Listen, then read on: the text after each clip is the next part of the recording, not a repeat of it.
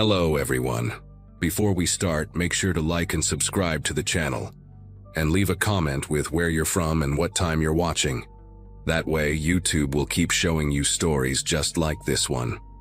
Now, let's begin. I was 32 when I decided to drive from Seattle to Fairbanks alone in the middle of October 2018. Just me, my beat-up Ford Explorer, and 3 weeks of vacation time I'd been hoarding at the accounting firm where I'd been grinding away for 7 years. My friends thought I was crazy. Alaska in the fall, driving solo through all that wilderness. But after catching my fiancé with my sister 2 months earlier, I needed to get as far away from civilization as possible. I wanted empty roads, mountains that made me feel small, and silence that drowned out all the noise in my head. I'd been on the road for 4 days when everything went wrong, somewhere between Tok and Delta Junction on a stretch of highway that felt like it existed outside of time itself. The gas station attendant in Tok had warned me about taking the scenic detour through some of the smaller villages. Said the roads got tricky and cell service was basically non-existent. But I was feeling adventurous, maybe even a little reckless, and I figured I had a full tank and plenty of daylight. About 3 hours into the detour, though, my GPS started acting weird, showing me in the middle of nowhere when I could clearly see buildings ahead. The village wasn't on any of my maps, just a cluster of maybe 15 houses scattered along a dirt road that branched off from the main route. No signs, no markers, nothing to indicate what this place was even called. My Explorer was making a rattling sound that had been getting worse since yesterday, and I figured I should at least ask someone how far it was to the next proper town before I ended up stranded. I pulled up to the first house that showed signs of life, smoke coming from the chimney and a porch light on, even though it was barely past 4 in the afternoon. The house was painted this faded yellow color, like butter left out in the sun too long, with green trim that was peeling in long strips. There were wind chimes everywhere, dozens of them, made from what looked like old silverware and bits of metal, but there wasn't enough wind to make them move. They just hung there, silent and strange. I knocked on the door and waited, noticing how all the curtains in the front windows were drawn tight. After maybe 30 seconds, I heard footsteps, 2 sets of them, and then the door opened to reveal an older couple, probably in their late 60s, both wearing matching knitted sweaters with reindeer patterns, even though Christmas was still 2 months away. The woman spoke first, and her voice had this sing-song quality that immediately made me think of kindergarten teachers. "Oh my goodness, honey. You look absolutely exhausted. Harold, doesn't she look exhausted?" The man, Harold apparently, nodded enthusiastically, his thick glasses reflecting the porch light in a way that made it hard to see his eyes. They were both smiling, these huge, almost theatrical smiles showing way too many teeth. The woman grabbed my arm before I could even introduce myself, her grip surprisingly strong for someone her age. "You must come in, dear. It's getting cold and dark soon. These roads are terrible at night. Harold just made his famous moose stew, didn't you, Harold?" Harold nodded again, still silent, still smiling.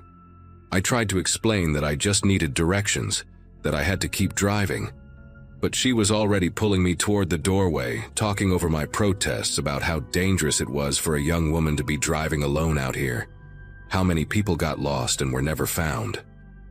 The inside of their house hit me with this wall of heat and the smell of something cooking, meat definitely, but with an undertone of something medicinal, like menthol or eucalyptus. The living room was cramped with furniture that looked like it hadn't been moved since the 70s. Orange and brown plaid couches, wood paneling on every wall, and these ceramic figurines on every surface. Hundreds of them. Little children, all of them, frozen in various poses of play.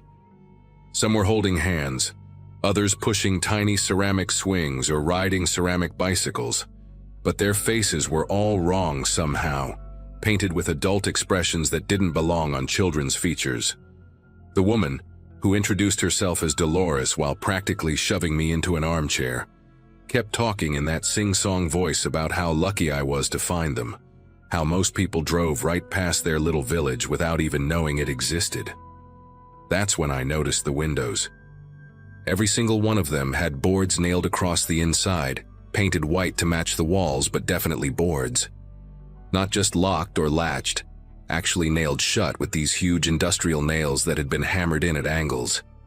The curtains hung in front of them, making it less obvious from outside, but from where I sat, I could see the heads of the nails poking through, some of them bent from being hammered too hard. My phone was in my car, plugged into the charger because the battery had been draining fast in the cold, and I suddenly felt incredibly stupid for leaving it there. Harold finally spoke for the first time, his voice raspy like he didn't use it much. "The stew needs 5 more minutes, you'll love it. Everyone who tries it wants to stay for seconds and thirds." The way he said "stay" made my chest tighten. Dolores clapped her hands together like he'd said something delightful, and disappeared into what I assumed was the kitchen, leaving me alone with Harold, who just stood there in the doorway, blocking the exit, still wearing that same unnaturally wide smile. I tried to stand up, making excuses about needing to check on my car, but Harold took a step forward, and even though he was old, he was bigger than I'd first realized, probably 6'3" and built like someone who'd done physical labor his whole life. "Car's fine," he said, pulling a keychain from his pocket and jingling it. My keychain, the one with the little rubber octopus my niece had given me for good luck. Thought it might be safer if I moved it behind the house. Animals around here, they get curious about vehicles. Sometimes they damage them. My mouth went completely dry. I hadn't heard him go outside, hadn't heard my car start. The armchair I was sitting in faced away from the front door. But even so, how had he gotten my keys? I always locked my car, it was automatic for me, muscle memory from living in Seattle. He must have seen my confusion because his smile got even wider, impossible as that seemed. "You left it running, dear. Very dangerous. Carbon monoxide and all that." I knew for a fact I hadn't left it running. I never did that, not even for quick stops. But before I could say anything, Dolores came back carrying a tray with 3 bowls of what I assumed was the moose stew. It looked wrong. The meat was gray and stringy, floating in a broth that was too thick, almost gelatinous. She set it down on the coffee table in front of me, and the smell up close was overwhelming. That medicinal scent so strong it made my eyes water. "Eat up, honey. You need your strength. It's my mother's recipe, passed down for generations. Everyone who's ever eaten it says it's unforgettable." She sat down on the couch across from me, Harold settling beside her, and they both picked up their bowls and started eating with these tiny, deliberate spoonfuls, never breaking eye contact with me. Their synchronization was unnatural. They lifted their spoons at the exact same time, chewed the exact same number of times, swallowed in unison. I picked up my spoon just to avoid making them angry, but I couldn't bring myself to actually eat anything. The consistency of the stew made my stomach turn, and underneath the overwhelming menthol smell was something else, something that reminded me of the veterinary clinic where I'd taken my cat before she died. "I really should get going," I said, setting down the spoon. "My family is expecting me in Fairbanks tonight. They'll call the police if I don't show up." It was a lie. Nobody was expecting me anywhere, but I hoped it might make them reconsider whatever they were planning. Dolores made this clicking sound with her tongue, shaking her head like I'd said something silly. "Oh, honey, there's no cell service for miles and miles. And the police? The nearest station is in Delta Junction, 3 hours away on a good day. Besides," she leaned forward and I could see that her teeth were stained dark brown, almost black at the gums. "The weather's about to turn. Harold checked the radio. Big storm coming in. You wouldn't make it a mile in that little car of yours." There was no radio in the living room that I could see, and the air outside had been perfectly still when I'd arrived. Harold stood up suddenly, his empty bowl clattering on the coffee table, and walked over to a door I hadn't noticed before, painted the same color as the wood paneling. He pulled out a ring of keys that looked ancient, some of them rusty, and started unlocking what sounded like multiple deadbolts. "Let me show you your room," he said, and my whole body went rigid. Your room. Not the guest room, not a room. Your room. like they'd been expecting me specifically. "I'm not staying," I said, standing up so fast that some of the stew sloshed out of the bowl. "I need my keys, right now."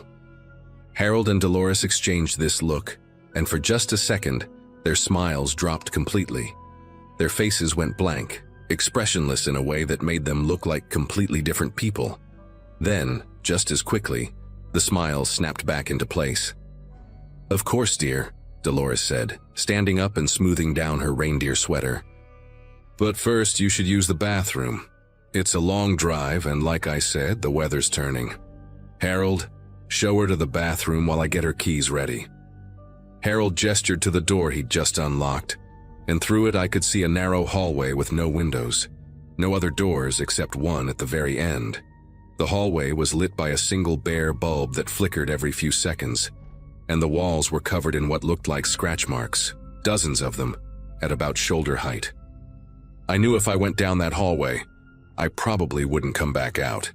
Every instinct in my body was screaming at me to run. But Harold was standing between me and the front door, and Dolores had positioned herself near the kitchen, blocking the only other exit I could see. "Actually," I said, trying to keep my voice steady, "I think I'll just hold it." That's when I remembered something. My pepper spray. It was in my jacket pocket, the little pink canister my mother had insisted I take on this trip. My jacket was still on. They hadn't asked me to take it off.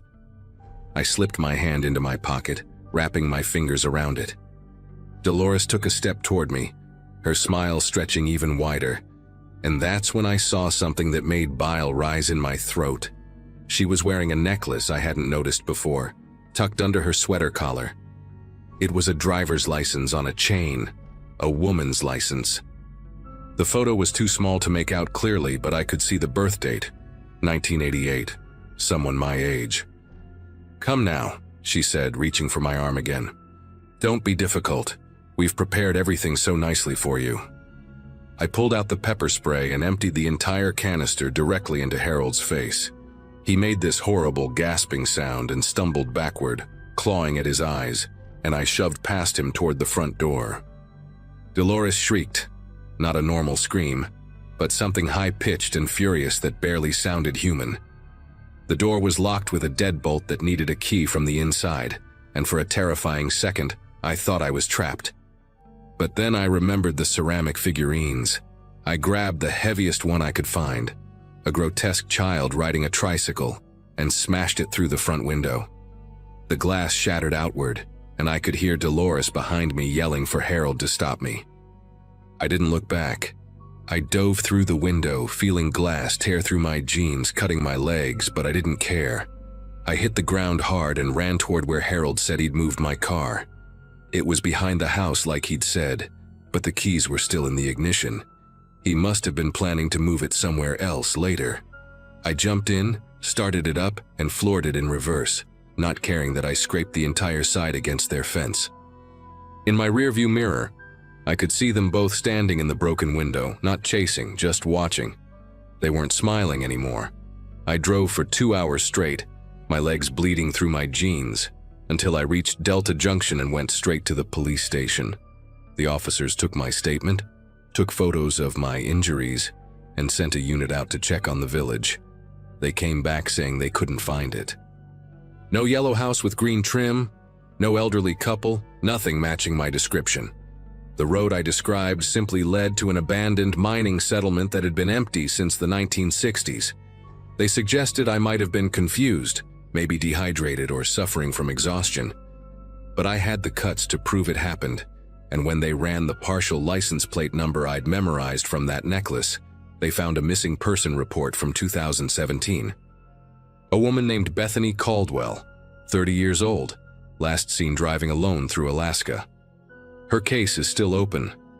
I finished my trip to Fairbanks the next day, taking only main highways, and flew home instead of driving back. I still have scars on my legs from the window glass, thin white lines that remind me every day that it was real. Sometimes I search online for reports of other missing travelers in Alaska, and there are more than you'd think. I wonder how many of them stopped at that village that doesn't exist. Met that couple with their two wide smiles and their boarded-up windows. I wonder if they're still waiting there for the next lost driver to ask for directions.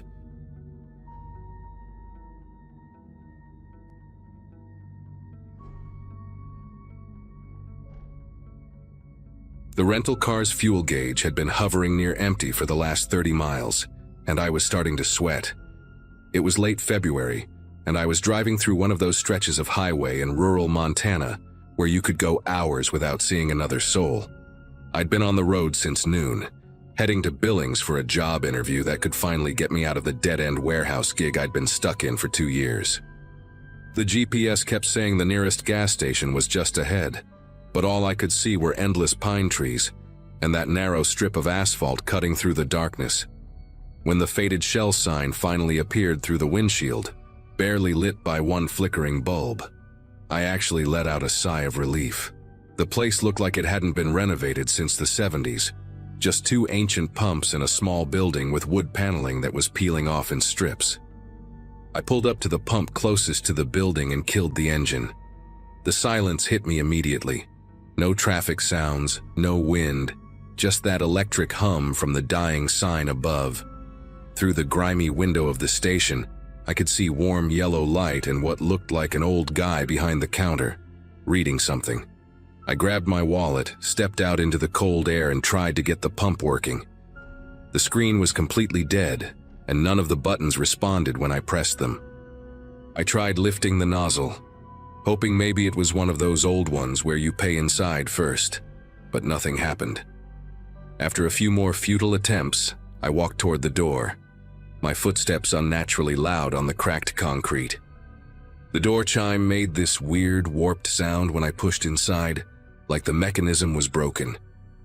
The attendant looked up from his newspaper, a heavy-set guy, probably in his 60s, wearing a faded blue uniform with a name tag I couldn't quite read from where I stood. His face had this waxy quality under the fluorescent lights, and when he smiled, only one corner of his mouth moved up. "Evening," he said, his voice raspy like he'd been chain-smoking for decades. "Pump giving you trouble?" I explained that nothing was working out there, and asked if I could just pay inside. He stood up slowly, joints popping audibly, and shook his head. "Card readers busted in here too. Been meaning to get it fixed, but the repair guy won't come out this far." He scratched at a patch of red, irritated skin on his neck, leaving white marks that slowly filled back with color. "Tell you what though, got the old manual imprinter in the back office. We can run your card through that, do it the old-fashioned way." I hesitated for a second because something about the whole setup felt weird. What gas station doesn't have any working card readers? But I needed the gas, and I couldn't exactly drive to the next station on fumes. "Sure, where's the office?" I asked, pulling out my credit card. He gestured toward a narrow hallway behind the counter, barely wide enough for one person. "Right through there, second door on the left. I'll grab the imprinter and meet you." As he said this, I heard the door chime again behind me. Another customer, I figured, but when I glanced back, the man who'd entered wasn't heading for the chips or drinks. He was just standing there by the door, hands in the pockets of a dirty canvas jacket, staring at nothing in particular. He was younger than the attendant, maybe 40, with patchy facial hair and eyes that didn't quite focus on anything. The attendant noticed me looking and quickly said, "That's just Glenn. He helps out sometimes. Don't mind him." Every instinct I had was screaming at me to leave. Glenn hadn't moved from his spot by the door, and now he was looking directly at me with this blank expression that made my chest tight. The attendant had already started walking toward the hallway, keys jangling from his belt, and he turned back when he realized I wasn't following.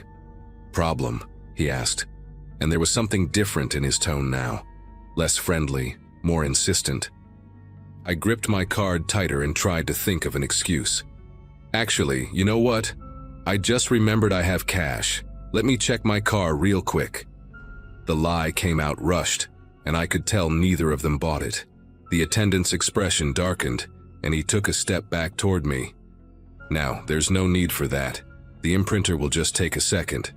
Glenn, make sure our customer doesn't leave without paying." Glenn shifted his weight, subtly centering himself in front of the door, and I noticed for the first time how large his hands were as he pulled them from his pockets. The fluorescent light above us started buzzing louder, casting harsh shadows that made both men look even more menacing. I could hear my own breathing now, quick and shallow, and I knew they could hear it too. "I really should check if I have cash first," I insisted, taking a step backward, but the attendant moved surprisingly fast for his age, closing the distance between us. "Son, you're starting to hurt my feelings here. We're just trying to help you out." His breath smelled like coffee and something medicinal, and I could see tiny red veins in the whites of his eyes. Behind him, that narrow hallway seemed to stretch into complete darkness, and I had this sudden crystal-clear certainty that if I went back there, I wouldn't come out. My phone was in my pocket, but calling for help out here would take too long, assuming I even had service. I needed to do something now before they decided to stop pretending this was a normal transaction. "Fine," I said, trying to keep my voice steady. "Let's do the imprinter." The attendant's face relaxed slightly, and he nodded toward the hallway again. But instead of following him, I pretended to trip over my own feet, stumbling hard into a display rack of motor oil. The bottles crashed to the floor, thick liquid spreading everywhere. And in the chaos, I grabbed the heaviest thing within reach, a fire extinguisher mounted on the wall. The attendant yelled something I didn't catch, and Glenn started moving toward me. But his boots hit the oil slick and he went down hard, his head making a sickening crack against the linoleum. I didn't wait to see if he got up. I swung the extinguisher at the attendant as he lunged for me, catching him in the shoulder and spinning him into the counter. His keys flew off his belt and skittered across the floor. My heart was hammering so hard I thought it might explode, but I kept moving, muscle memory from high school football kicking in as I shouldered past the attendant's grasp. Glenn was already trying to get up, oil coating his jacket, his eyes unfocused from the fall. The door was only 10 feet away, but it felt like a mile. The attendant was screaming now, not words, just this raw, furious sound that barely seemed human. I sprinted for the door, yanked it open so hard the warped chime broke completely, and ran for my car. My fingers were shaking so badly I dropped the keys twice before getting them in the ignition. In the rearview mirror, I could see the attendant stumbling out of the station, his shoulder hanging at a weird angle, Glenn right behind him. The engine turned over on the third try and I floored it out of there, tires squealing on the cold asphalt. I didn't care that I was running on fumes.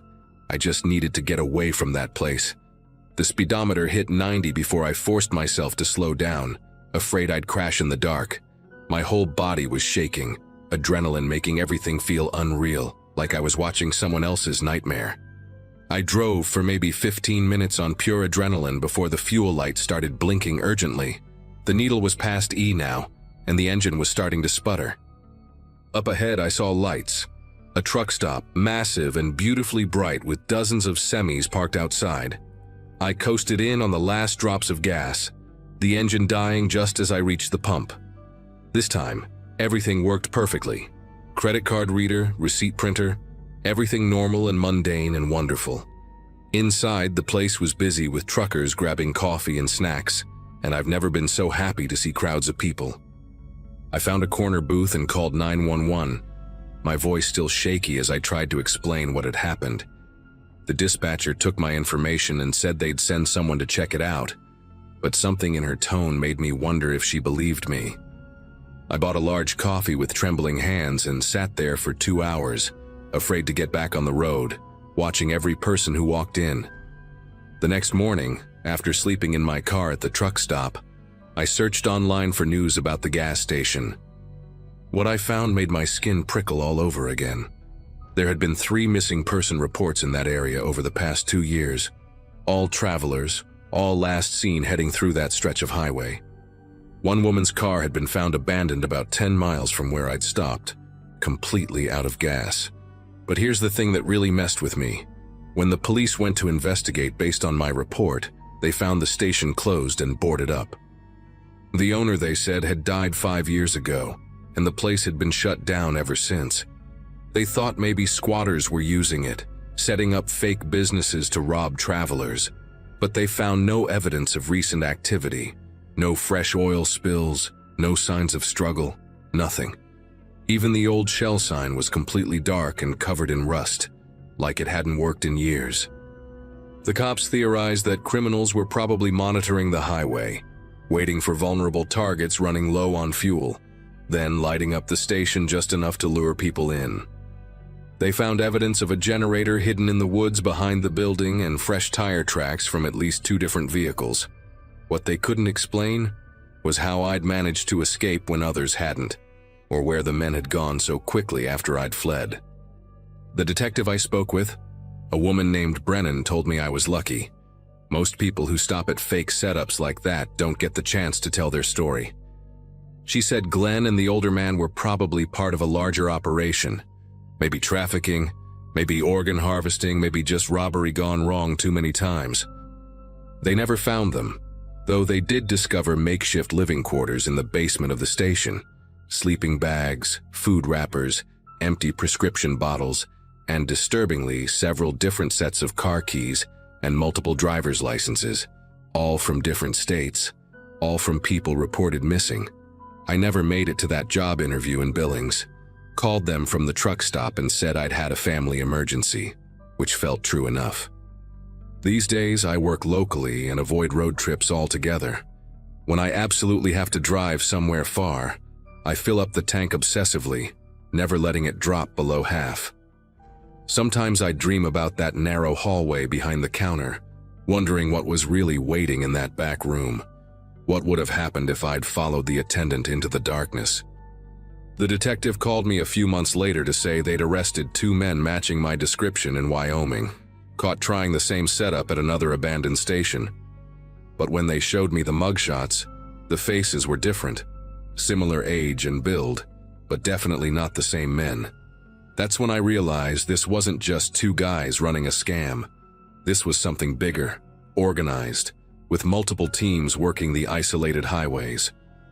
I testified at the trial for the Wyoming guys, and they got 15 years each, but I know there are others out there.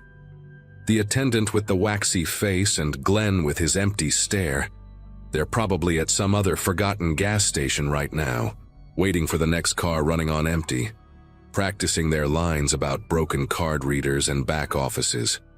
If you're ever driving through nowhere and your tank is getting low, just keep driving. Run out of gas on the highway if you have to. Whatever you do, don't stop at that isolated station with the flickering sign, no matter how desperate you are. Some risks just aren't worth taking.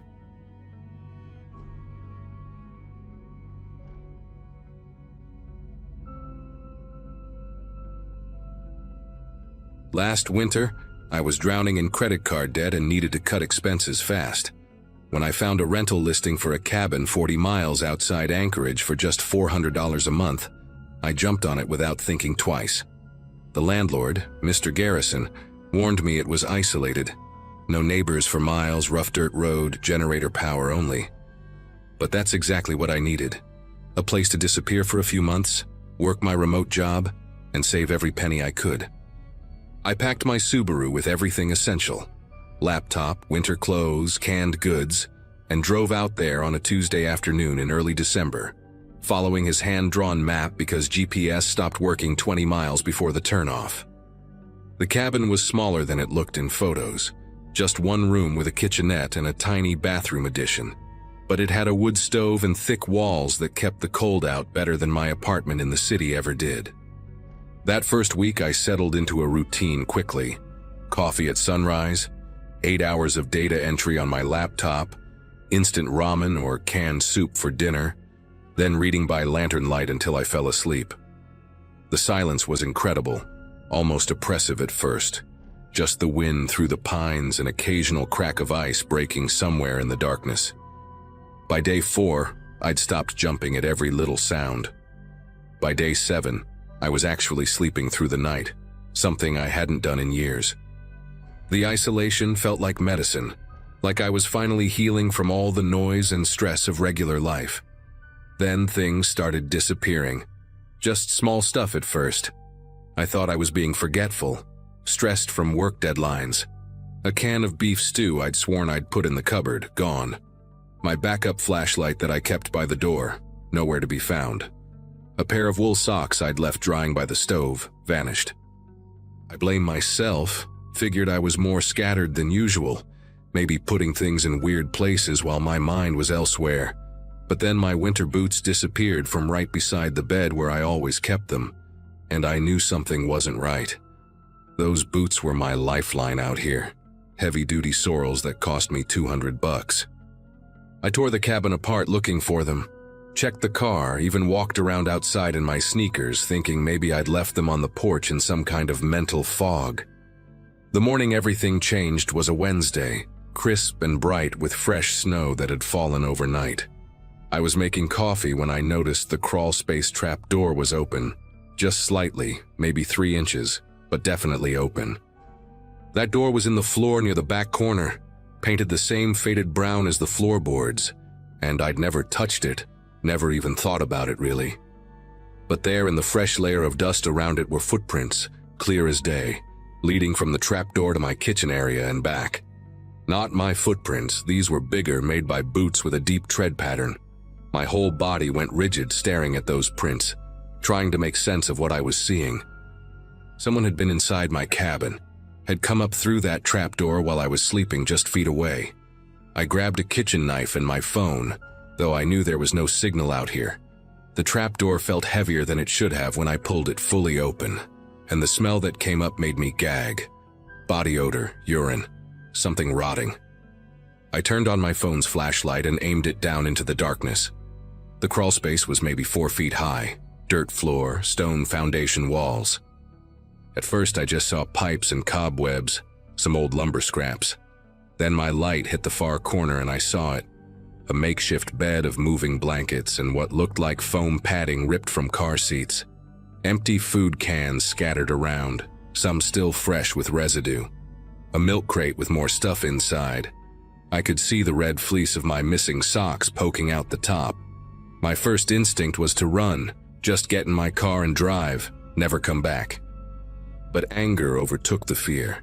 This was my space, I was paying rent, and some creep had been living under me like some kind of parasite. I yelled down into the hole, told whoever was down there to get out right now or I was calling the police. Nothing. No movement, no sound. I grabbed a broom and poked at the bedding, half expecting someone to grab it, but it just collapsed into itself. That's when I saw the notebook, spiral-bound and water-stained, tucked between the blankets. I knew I shouldn't touch it, knew I should just leave everything for the cops, but I had to know who'd been down there. Had to understand what kind of person does this. The notebook was filled with observations about me. Pages and pages in cramped handwriting. When I woke up, when I went to bed, what I cooked, when I showered. She takes long showers on Sunday. She talks in her sleep about someone named Kevin. She cries sometimes when she thinks no one can hear. This person had been watching me, studying me, for who knows how long. Some entries had sketches too, the back of my head while I worked at my laptop, my silhouette against the window. One page just had a list of my belongings with check marks next to items, the stolen things. But what made my knees buckle was an entry from 3 days ago. She's prettier up close. Stood by her bed for 20 minutes last night. She never woke up. I scrambled up the ladder out of that crawl space so fast I scraped my palms bloody. Called Mr. Garrison from my car with the doors locked, driving toward town to get signal. He acted shocked, said he'd call the sheriff right away, that nothing like this had ever happened before. But something in his voice sounded rehearsed, like he was reading from a script. While I waited at a diner in town for the sheriff, I searched online for anything about the cabin, previous renters, any incidents. Found a forum post from 2017, a woman describing the exact same thing, same cabin, same crawl space situation. Another from 2015, a college student who'd rented it for a semester. Mr. Garrison had told them all the same thing, acted just as surprised. The sheriff, when he finally showed up 2 hours later, just shrugged and said squatters were common in remote rentals, that I should have checked the crawl space when I moved in. They went back to the cabin with me that afternoon, 2 deputies who looked bored before we even got there. The crawl space was empty, completely cleaned out. No bedding, no cans, no notebook, nothing. Even the smell was gone, just cold earth and old wood. The deputies exchanged looks like I was wasting their time, suggested maybe I'd seen a raccoon nest or something. I showed them the photos I'd taken on my phone, but they were blurry. Could have been anything in that dark space. One deputy did note the footprints, took a half-hearted picture, said they'd file a report. They left me there as the sun was setting, told me to call if anything else happened, but I could tell they thought I was just another city person spooked by country living. I couldn't stay there another night, not after reading that notebook, not after knowing someone had stood over my bed. Packed everything I could fit in my car in under an hour, left the rest behind. As I was loading the last box, I saw him, just for a second at the tree line about 50 yards away. Tall, wearing a thick canvas jacket and a wool cap pulled low, standing perfectly still between 2 pines. When I looked directly at him, he stepped backward into the shadows, smooth and practiced like he'd done it 1,000 times. I didn't run, didn't scream, just got in my car and drove away steady and calm, watching the mirrors the whole way. At the first gas station, I called Mr.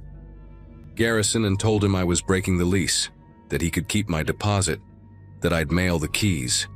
He didn't argue, didn't even ask why, just said he understood and hung up.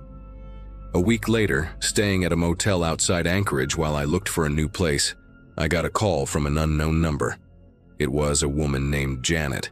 Said she'd seen my post on the rental forum warning people about the cabin. She'd rented it in 2016, had the exact same experience, but she'd done more digging than me. The person in the crawl space wasn't some random squatter. It was Mr. Garrison's brother, Eugene. He'd been living on the property for years, had some kind of mental disability after a logging accident. Mr. Garrison couldn't afford proper care for him, so he'd worked out this sick arrangement. Eugene lived in a shed deeper in the woods during summer, but in winter, when renters came for the cheap seasonal rate, he'd move into the crawl space. Mr. Garrison would rent to single women specifically, people he thought wouldn't cause trouble, would just leave like we all did. Janet had gone to the state police, filed reports, even contacted a lawyer, but nothing ever came of it. Eugene wasn't technically dangerous, had never physically hurt anyone, and Mr. Garrison always claimed ignorance, said his brother must have been sneaking in without his knowledge. The cabin is still listed online. I checked last month. Same photos, same low winter rate, same promise of peaceful isolation. Sometimes I wonder about the woman renting it now, if she's noticed her things going missing yet, if she's heard the floors creak at night, if she knows about the trap door. I left reviews on every rental site I could find, but they keep getting taken down. All I can do is post my story wherever people will listen, hoping someone reads it before they make the same mistake. That face in the trees still visits my dreams sometimes, patient and still, just watching and waiting for something I'll never understand.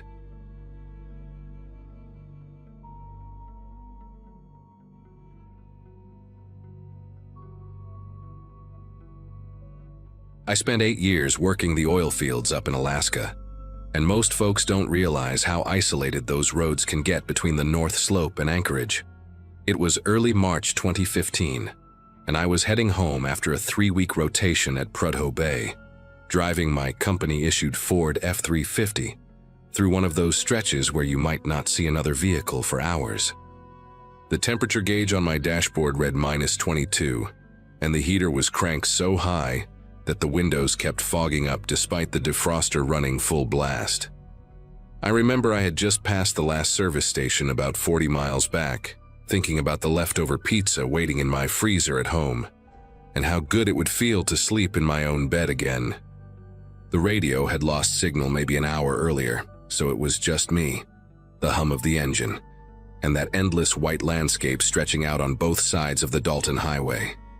Around 4 in the afternoon, with the sun already getting low on the horizon and painting everything this weird orange-gray color, I spotted a dark blue sedan pulled off on the shoulder about a quarter mile ahead. The hazard lights were blinking in that steady rhythm that always makes you slow down and take notice, especially out there where breaking down could mean freezing to death if nobody stops to help. As I got closer, I could see it was a newer model Toyota Camry, which struck me as odd because most people who drive that route regularly know better than to take a sedan through those conditions. The car was sitting at an angle, like maybe they'd slid off the road and couldn't get traction to pull back onto the pavement. Through my windshield, I could make out someone in the driver's seat, and they appeared to be waving their arm out the window. That universal gesture of someone who desperately needs help. Now, after 8 years of driving these roads, you develop a kind of code about stopping to help people. You always do it, because next time it could be you out there with a dead battery or a blown tire, slowly turning into a human popsicle while you wait for someone with a conscience to show up. But you also learn to be smart about it. You keep your engine running. You park at an angle that gives you an escape route, and you size up the situation before you fully commit. I eased off the gas and started pulling over about 50 feet behind the Camry, leaving plenty of room to maneuver if I needed to. My headlights lit up the back of their car, and I noticed the license plate was caked with so much ice and road grime that I couldn't read it, though I could tell it wasn't an Alaska plate by the color scheme. Something in my gut tightened a little at that, but I pushed it aside. Lots of people drive up from the lower 48 for work. I grabbed my heavy work gloves from the center console and was just reaching for the door handle when I caught movement in my side mirror. A white Chevy Silverado was coming up behind me, moving slower than normal traffic would, maybe doing 35 in a 65 zone. The weird thing was, I hadn't seen any headlights behind me for the last hour, and this truck seemed to appear out of nowhere. It pulled up close behind me, way closer than anyone would normally park in a roadside assistance situation, maybe 10 feet from my bumper. The driver kept the engine running but turned off the headlights, leaving just the parking lights on, which made the whole truck look like some kind of ghost ship in my mirrors. I sat there for a second, hand still on the door handle, trying to process why this felt wrong. That's when I noticed that 2 people were getting out of the Camry up ahead. Both men, both wearing identical black Carhartt jackets and work boots, moving with this weird purposeful stride toward my truck. The way they walked wasn't right. Nobody who just broke down in -20 weather moves that smoothly, that coordinated. They weren't hunched against the cold or hurrying to explain their situation like stranded motorists always do. The one from the driver's side was tall, maybe 6'3", with a thick brown beard that covered most of his face and these narrow eyes that stayed locked on my truck as he approached. The passenger was shorter but built like a brick wall, shoulders so wide he had to turn sideways to get out of the Camry, and he had this habit of rolling his neck every few steps like he was loosening up for something. They split up as they walked, the tall one heading toward my driver's side while the shorter one angled toward the passenger side. And that's when every alarm bell in my head started screaming. I glanced in my rear view and saw the driver of the Silverado getting out too. A younger guy wearing a baseball cap pulled low and the same type of black Carhartt jacket. He wasn't rushing either, just walking up along the driver's side of my truck with his hands in his pockets. My brain went into this weird hyper-aware state where time seemed to slow down, and I started cataloging everything around me.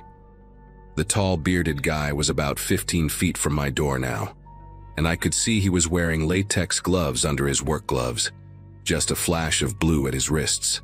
The stocky one on the passenger side had something in his right hand, held low against his leg where he probably thought I couldn't see it, maybe a crowbar or a pipe. The guy from the Silverado had positioned himself at my blind spot, where I'd have to turn completely around to see him properly. None of them were saying anything. No, "Hey buddy, thanks for stopping," or "Can you help us out?" Just this steady, silent approach. My grandfather used to tell me that when you're hunting, the moment before you spring the trap is when everything goes quiet, and that's exactly what this felt like. I made a decision in about half a second. I slammed the truck into drive and floored it, shooting forward so fast that my tires spun on the ice for a moment before catching. The tall, bearded guy lunged for my door handle just as I pulled away, and I heard his fist slam against the side of my truck bed with this metallic boom that echoed in the cold air. In my mirrors, I could see all three of them running back to their vehicles, not panicked but quick and efficient, like they'd practiced this before and had a plan B ready to go. I kept the accelerator pushed down, doing about 70 on a road where 50 would be pushing it in these conditions, my truck fishtailing slightly every time I hit a patch of black ice. The Camry's engine roared to life behind me. So much for being broken down. And those hazard lights switched off immediately, replaced by high beams that lit up the inside of my cab like a spotlight. The Silverado was right behind them, and within 30 seconds both vehicles were gaining on me fast. My F-350 was built for hauling heavy loads, not for winning races, and on this icy road I couldn't risk going much faster without ending up in a ditch. They stayed on me for the next 12 miles, riding so close that I could see the tall guy's face in my mirror when the Camry would pull alongside trying to pass. He had the passenger window down despite the freezing temperature, and I saw him make a gesture at me to pull over, except his other hand was holding what looked like a black tactical baton, the expandable kind that security guards carry. Every time they tried to get alongside me, I'd drift into the center line to block them, and when they'd fall back, the Silverado would surge forward and try the same move on the other side. It was like some nightmare version of a NASCAR race, except the stakes were whatever these guys had planned for me if they got me stopped. I kept thinking about how perfectly they'd set it up. The broken-down car routine, the spot they'd chosen with no cell service and no traffic, the way they'd worked together without speaking. This wasn't their first time, and I definitely wasn't going to be their last if I could help it. Then I remembered something that might save me. There was a way station about 8 miles ahead that sometimes had state troopers hanging around, even when it was officially closed. It was my only shot at finding help before these guys either ran me off the road or waited for me to run out of gas. I reached over to my CB radio with one hand while trying to keep the truck steady with the other, switching to channel 19 and shouting out a mayday call to any truckers who might be in range. Static. Nothing but static and the sound of engines behind me getting closer. The Camry made another aggressive move, pulling up so close to my driver's side that I could have reached out and touched their mirror. The bearded guy was leaning out the window now, shouting something I couldn't hear over the wind. And that's when I saw the younger guy in the back seat pulling something from a bag. I didn't wait to see what it was. I yanked the wheel hard right and then back left, sending up a cloud of snow and gravel that sprayed across their windshield. The way station appeared through the dim twilight like a beacon, its overhead light still on, even though the scales were clearly closed. I didn't care if it was empty. There were cameras there, bright lights, and maybe someone would see what was happening on the surveillance footage, even if they couldn't help me right now. I took the exit ramp doing 50, my truck sliding sideways for a terrifying moment before the tires grabbed asphalt again. Behind me, the Camry tried to follow but took the turn too fast, spinning out and ending up backwards in the snowbank beside the ramp. The Silverado managed better, staying right on my tail as I skidded to a stop in front of the way station building. I leaned on my horn, holding it down in long, desperate blasts while flashing my high beams at the dark windows of the office. The Silverado had stopped about 30 feet away, engine running, and I could see the driver talking on a phone while staring straight at me. We sat there in this weird standoff for maybe 30 seconds before I heard the most beautiful sound in the world. Sirens in the distance getting louder. The driver of the Silverado must have heard them too because he suddenly threw the truck in reverse, backed up fast, and peeled out of the way station, heading back toward the highway. Through my side mirror, I watched him stop briefly at the bottom of the ramp where the Camry was stuck, and two figures jumped out of the sedan and into the truck bed before it sped off northbound, the opposite direction from where we'd come. Within 2 minutes, a state trooper's Tahoe came screaming into the way station, lights blazing, followed closely by another unit. Practically fell out of my truck when the first officer approached, my legs shaking so bad from adrenaline that I had to lean against the door to stay upright. The trooper, a woman with sergeant stripes and eyes that had seen too much of this kind of thing, took one look at my face and immediately called for additional units to search for the vehicles I described. They never caught them. The troopers found the Camry abandoned about 20 miles north, wiped clean, and with stolen plates from a vehicle in Wasilla. The VIN had been scratched off, and the only thing left inside was a roll of duct tape and some zip ties under the passenger seat that made my stomach turn when the sergeant told me about it. Turns out, there had been 3 similar incidents in the past 2 months. Oil field workers driving alone getting ambushed on remote stretches of highway. 2 of them weren't as lucky as me. One guy got robbed of his truck and all his equipment, left on the roadside with a concussion, and another was found a week after he went missing. His vehicle burned out in a ravine 50 miles from where he was supposedly heading. The trooper told me I was smart to run when I did, that these guys were probably part of a crew targeting workers they knew would be carrying cash and valuable tools after long rotations. I spent 4 hours at the trooper station giving my statement, drinking terrible coffee, and trying to stop my hands from trembling every time I thought about what could have happened if I'd actually gotten out to help.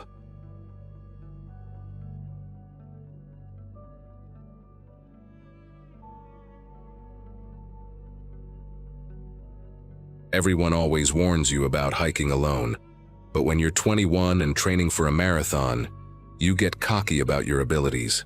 It was a Saturday in early September 2022, and I was starting my 2nd year at the University of Alaska Anchorage, living in a cramped dorm room that smelled perpetually of instant ramen and my roommate's vanilla body spray. I'd been stressed about organic chemistry and needed to clear my head. So around 3 p.m., I grabbed my purple water bottle, threw on my beat-up Nikes, and headed out to the flat-top mountain trail near Chugach State Park. The parking lot had maybe 6 or 7 cars scattered around, which seemed perfect. Busy enough to feel safe, empty enough to enjoy nature without crowds. I remember thinking how crisp the air felt, that perfect Alaska autumn temperature where you need a light jacket but end up tying it around your waist after 10 minutes of hiking. The first hour passed exactly how I needed it to. My breathing settled into that meditative rhythm, and I stopped mentally reviewing molecular structures for once. Around 4:30 p.m., I paused at a scenic overlook to drink some water and take a photo of the valley below, all golden and rust-colored from the changing birch trees. That's when I first noticed him. A guy in a dark green jacket, maybe 200 feet behind me on the trail, standing completely still. Nothing immediately alarming about that. People stop to catch their breath all the time, but something about his posture made me take note. He wasn't looking at the view or checking his phone or drinking water. He was just standing there, facing my direction, hands loose at his sides. I continued up the trail, telling myself I was being paranoid, that he was probably just out of shape and needed a longer break than most hikers. About 15 minutes later, I reached a steeper section with these natural rock steps, and my thighs were burning something fierce. I stopped again, this time sitting on a flat boulder to really hydrate and let my muscles recover. I pretended to mess with my phone, but really I was watching the trail behind me. Sure enough, there he was again, same distance, same weird stillness. The jacket looked too heavy for hiking, more like something you'd wear to a construction site, and his jeans seemed out of place on a trail.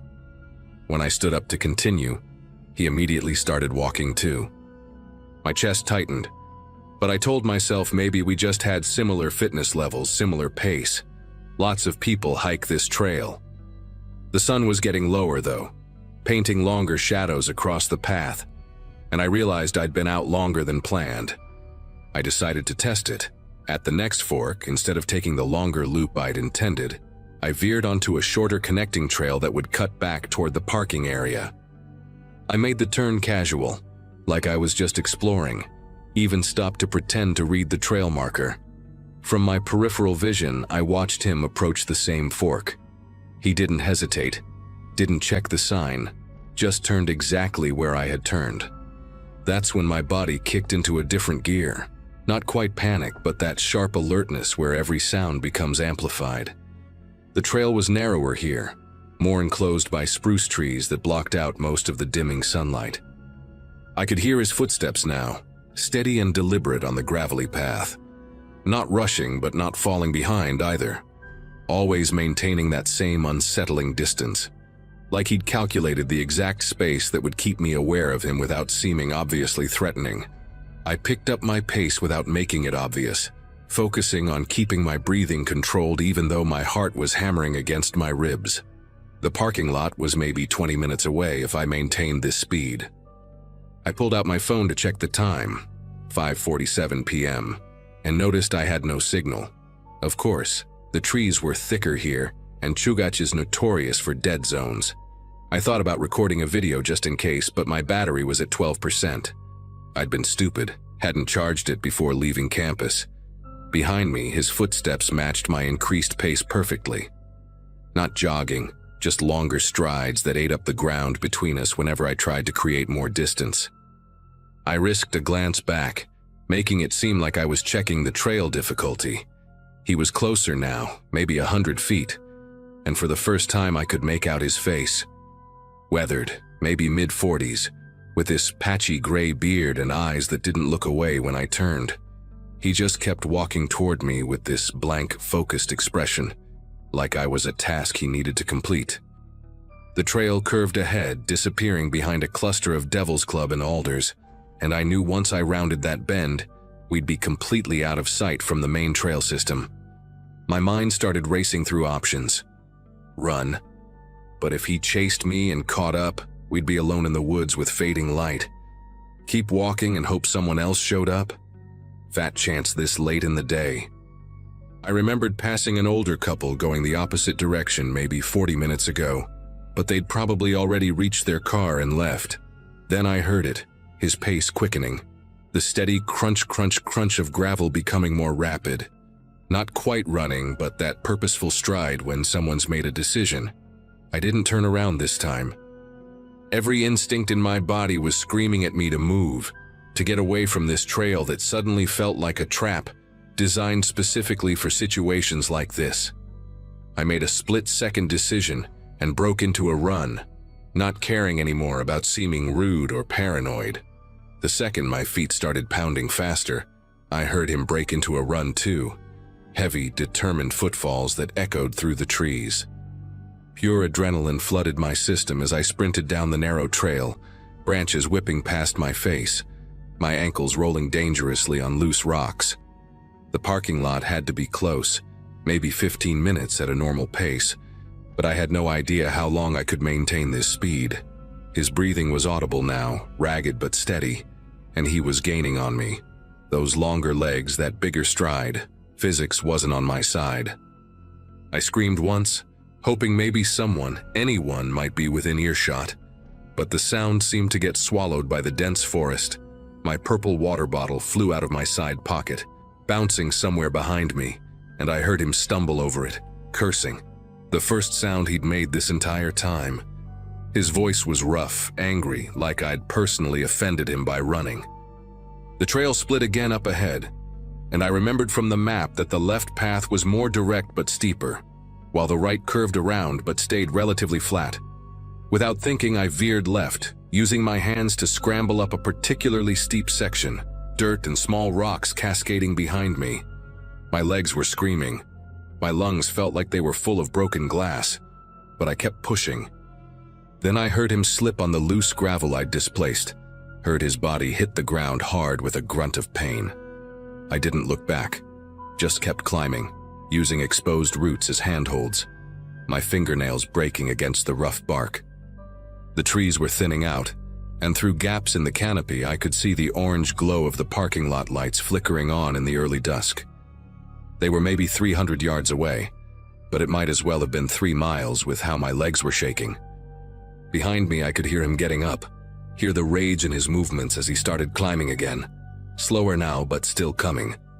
I burst through the last line of trees into the parking area, my vision blurry from exhaustion and tears I didn't realize were streaming down my face. There were 2 cars besides mine, a white pickup truck and a red sedan I hadn't noticed earlier. I ran straight for the pickup, slamming my fists against the driver's window, screaming for help. A startled man in his 60s jerked back, then quickly unlocked his door when he saw my face. "Please," I gasped. "There's a man chasing me. He's been following me for miles." The older man immediately got out, all 6 feet of him, wearing a faded Marine's cap and a flannel shirt. His wife was already on her phone calling 911. Just then, my pursuer emerged from the tree line, stopping abruptly when he saw I wasn't alone anymore. For a moment, we all just stood there in this surreal standoff, him breathing heavily about 50 feet away, grass and dirt staining his jeans from the fall, his eyes darting between me and the older couple. The Marine veteran stepped forward, putting himself between me and the man in the green jacket. "You need to back away right now," he said, his voice carrying that unmistakable tone of someone who's used to being obeyed. The pursuer raised his hand slightly, attempting this innocent expression that made my stomach turn. "Just hiking," he said, his voice higher than I'd expected, almost whiny. Don't know what she's talking about. But his eyes kept flicking to me with this horrible intensity, like he was memorizing my face. The old man's wife called out that state troopers were 8 minutes away. That seemed to make the decision for him. Without another word, he turned and jogged toward a beat-up gray Ford Ranger on the far side of the lot, one I hadn't noticed tucked between the trees. As he drove past us to exit, he slowed down just enough to stare at me through his passenger window. I'll never forget that look, not angry anymore, but calculating, like he was filing information away for later. The Marine wrote down his license plate, but when the troopers ran it 20 minutes later, the truck had been reported stolen from Anchorage 2 days earlier. The state troopers took my statement 3 times, had me describe every detail about him. The patchy beard, weathered skin, approximately 5'10", maybe 180 pounds, that heavy green jacket that looked like it came from an Army surplus store. They found my purple water bottle on the trail the next day when they searched the area, along with fresh cigarette butts at several spots where he'd been watching me, spots I hadn't even noticed him stopping at. The detective told me he'd been hunting me, that the behavior pattern suggested someone experienced at stalking. They never caught him. The stolen truck was found abandoned in a Walmart parking lot in Eagle River 3 days later, wiped clean. For weeks afterward, I'd see men in green jackets and feel my whole body seize up. I switched to running on the university's indoor track, stopped hiking alone, bought pepper spray that I carried everywhere. My roommate said I started talking in my sleep, always the same phrase, "He's still coming." The part that haunts me most happened about a month later.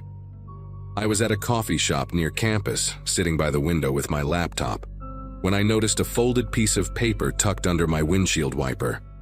My car was right there in view, and I hadn't seen anyone approach it. The note just had one line written in block letters: "You run fast but not far enough." Campus security reviewed footage from nearby cameras but couldn't find anything useful. Too many blind spots, too many people coming and going. I ended up transferring to the University of Washington that spring, told everyone it was for their better biology program. The truth is, I couldn't stay in Alaska knowing he was still out there, knowing he'd taken time to find me again, just to let me know he could. I still hike sometimes, but only in large groups, and I've never been able to enjoy it the same way. That meditative rhythm I used to find on trails is gone, replaced by this constant awareness of footsteps, of distances, of who might be watching from behind the trees.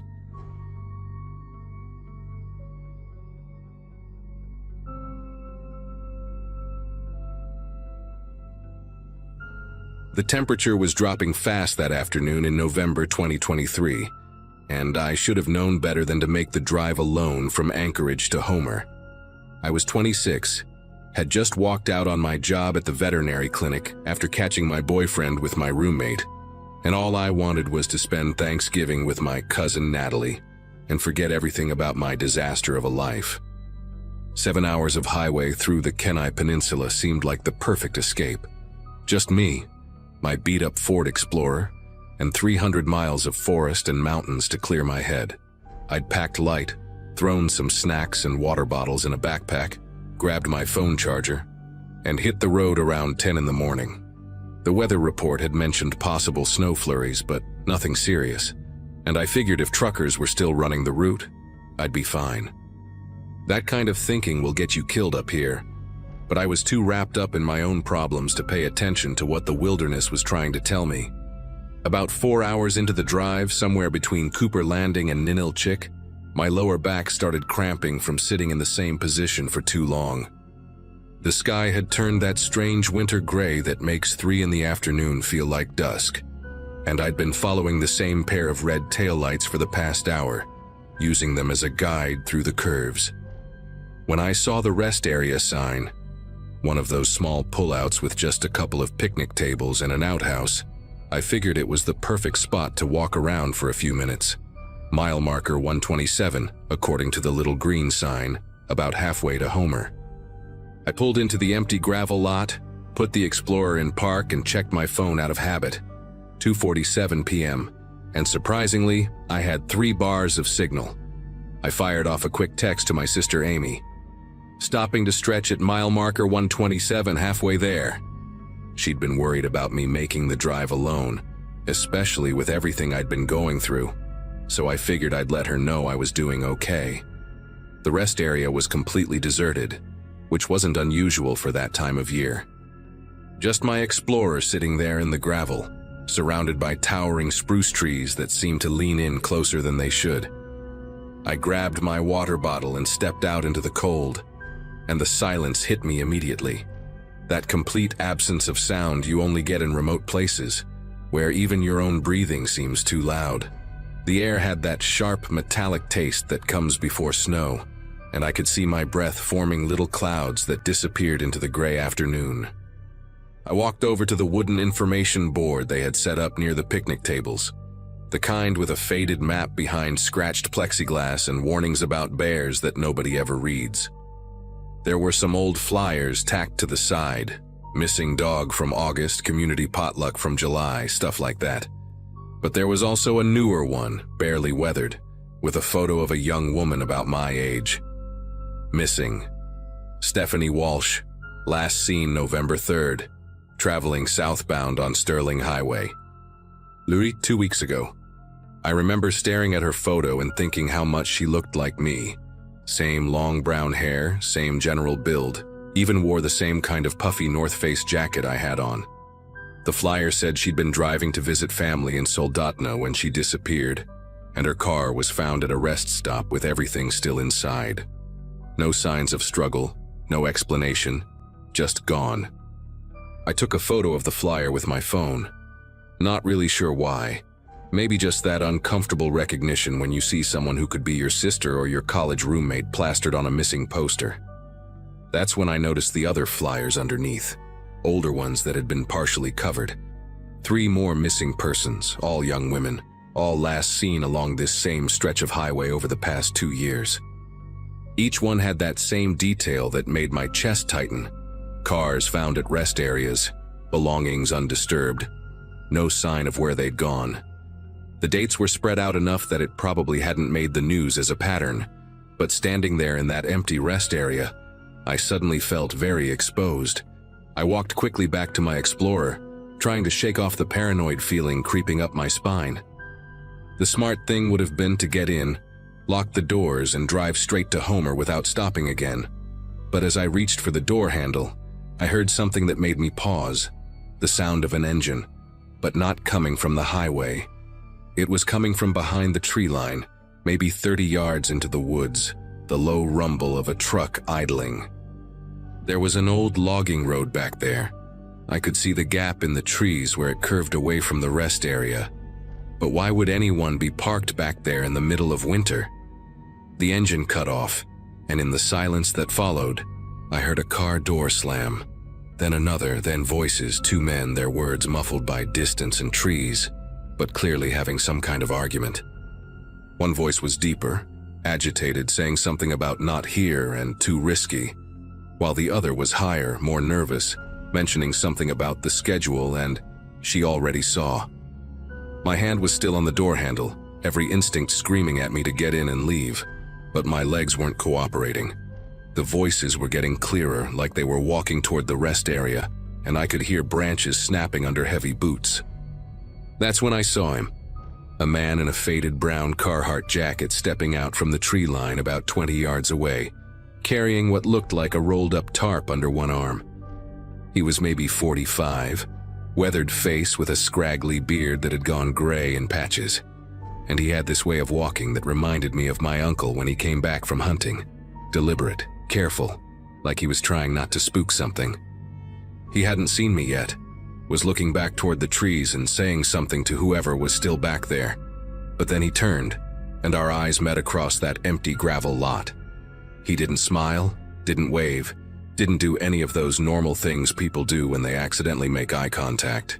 He just stared at me with these flat, calculating eyes, like he was working through a problem in his head, and I was part of the equation. "Afternoon," he finally called out, his voice carrying that forced friendliness that made my stomach clench. He started walking toward me, not rushing, but steady, and I noticed how he kept the tarp tucked against his side like he didn't want me to get a good look at it. There were dark stains on the edges that could have been mud or oil or something else entirely. "Car trouble?" he asked, getting closer, and I could smell him now. Cigarettes and diesel fuel and something underneath that reminded me of the veterinary clinic after we'd had to put down large animals. That specific smell that clings to your clothes. I managed to shake my head, my fingers finally working enough to pull the door handle. "Just stretching my legs," I said, surprised at how normal my voice sounded. "Long drive to Homer." His expression shifted slightly when I mentioned Homer, and he glanced back toward the trees where I could now see another figure emerging, younger, skinnier, wearing one of those reflective vests that highway workers use. The younger one was carrying something too, a black duffel bag that looked heavy from the way he kept switching hands. He had this twitchy energy about him, kept looking between me and the older man like he was waiting for some kind of signal. "Homer's a long way," the older man said, taking another step closer. Close enough now that I could see the dirt caked under his fingernails and a fresh scratch across his left cheek that looked like someone had fought back. "Dangerous drive this time of year. Ice and all. Sometimes people don't make it where they're going." The younger one laughed at that, this high, nervous giggle that made my skin prickle. I yanked my door open and slid into the driver's seat, my hands fumbling with the keys. The older man moved faster than I expected for his size, suddenly right there at my window, one hand pressed against the glass. "We could follow you," he said, and his breath fogged up the window between us. "Make sure you get there safe. Wouldn't want you ending up like those girls on the flyers." The way he said it, with this little smirk pulling at the corner of his mouth, told me everything I needed to know about what had happened to Stephanie Walsh and the others. I turned the key and the Explorer roared to life, but the younger guy had already moved behind my car, standing directly in my rear path with that duffel bag at his feet, grinning at me through the rearview mirror. The older man was still at my window, now tapping on it with one knuckle slow and rhythmic, like he had all the time in the world. "Here's the thing," he said, loud enough for me to hear through the glass. "You can leave, sure, but we know this road better than you do. We know every pullout, every blind curve, every spot where cell phones don't work. That text you sent your sister? Mile marker 127. We know exactly where you'll be for the next 3 hours." My heart was hammering so hard I could hear it in my ears, but I forced myself to think. The younger one behind me was the immediate problem. I couldn't back up without hitting him, and he knew it. But he was also scrawny, maybe 130 soaking wet, and standing way too close to my bumper. I slammed the Explorer into reverse and gunned it, not hard enough to run him over, but hard enough to clip him with the bumper and send him sprawling sideways into the gravel. He yelped and rolled, the duffel bag spilling open, and I caught a glimpse of rope, duct tape, and what looked like women's clothing scattered across the ground. The older man lunged for my door handle, but I was already shifting into drive, tires spinning on the gravel as I peeled out of there. In my side mirror, I saw him running for the tree line, probably heading for whatever vehicle they had hidden back there, while the younger one was still on the ground, clutching his knee. I hit the highway doing 60 and kept accelerating, my whole body shaking now that the adrenaline was catching up with me. I grabbed my phone to call 911, but my hands were trembling so bad I dropped it between the seats. When I finally fished it out at 70 miles per hour, I had no signal. Just like he'd said, there were dead zones all along this stretch. I kept driving, checking my mirrors obsessively, waiting to see headlights closing in behind me. 5 minutes passed, then 10, and nothing. But I knew they were coming. They had to be coming. The highway ahead curved through a narrow canyon, rock walls on one side and a drop-off on the other, and I realized this was exactly the kind of place he'd been talking about. Nowhere to turn around, nowhere to pull off, just a perfect bottleneck where they could box me in. That's when I saw the headlights in my mirror coming up fast, a lifted pickup truck eating up the distance between us like my Explorer was standing still. It had those LED light bars that basically turn night into day, and even from half a mile back, they were blinding in my mirrors. I pushed the Explorer harder, hitting 85 on a road that wasn't meant for more than 55, tires squealing around every curve. The truck stayed right on me, close enough now that I could see two silhouettes in the cab. They could have rammed me easily, sent me flying off into the ravine, but they were hanging back just enough to keep me panicked, keep me driving reckless. Then I saw the second set of headlights ahead, coming toward me in the opposite lane but moving suspiciously slow. Another truck, this one with a plow attachment on the front, and I realized with perfect clarity what was about to happen. They were going to box me in, force me to stop, and nobody would ever know what happened to me. I'd just be another flyer on that board, another girl who disappeared on the Sterling Highway. But then something else appeared in the distance, flashing blue and red lights coming up behind the truck that was chasing me, moving faster than any of us. A state trooper, probably running speed enforcement on the highway, had clocked the truck behind me doing 90 plus. The pickup that had been hunting me suddenly hit its brakes, trying to look innocent, but it was too late. The trooper was already on him, sirens wailing. The truck ahead with the plow suddenly veered off onto a side road I hadn't even seen, disappearing into the forest. I kept driving, still shaking, watching in my mirror as the trooper forced the pickup to pull over. 20 minutes later, when I finally got signal again near Sterling, I called 911 and told them everything. They found the rest area right where I'd said, found the scattered contents of the duffel bag, found tire tracks leading to that old logging road. But the men were gone, probably scattered the moment that trooper showed up. The police also found something else though, fresh disturbed earth about 50 yards into the woods, in a cleared area that looked like it had been used before. They wouldn't tell me exactly what they found there, but I saw the news later about the remains of 3 women being discovered near mile marker 127. Stephanie Walsh was one of them. They never caught those men, as far as I know, though they did issue warnings about traveling alone on that stretch of highway. I made it to Homer that night, pulled into my cousin's driveway around 8 p.m., and broke down sobbing in her arms. I stayed for 2 weeks instead of 4 days, and when I finally drove back to Anchorage, I took the long way around through Seward, adding 3 hours to the trip. I still have nightmares about that man's face at my window, about what would have happened if that trooper hadn't shown up when he did. Sometimes I wonder if they're still out there, using different rest stops, waiting for other women traveling alone who just need to stretch their legs.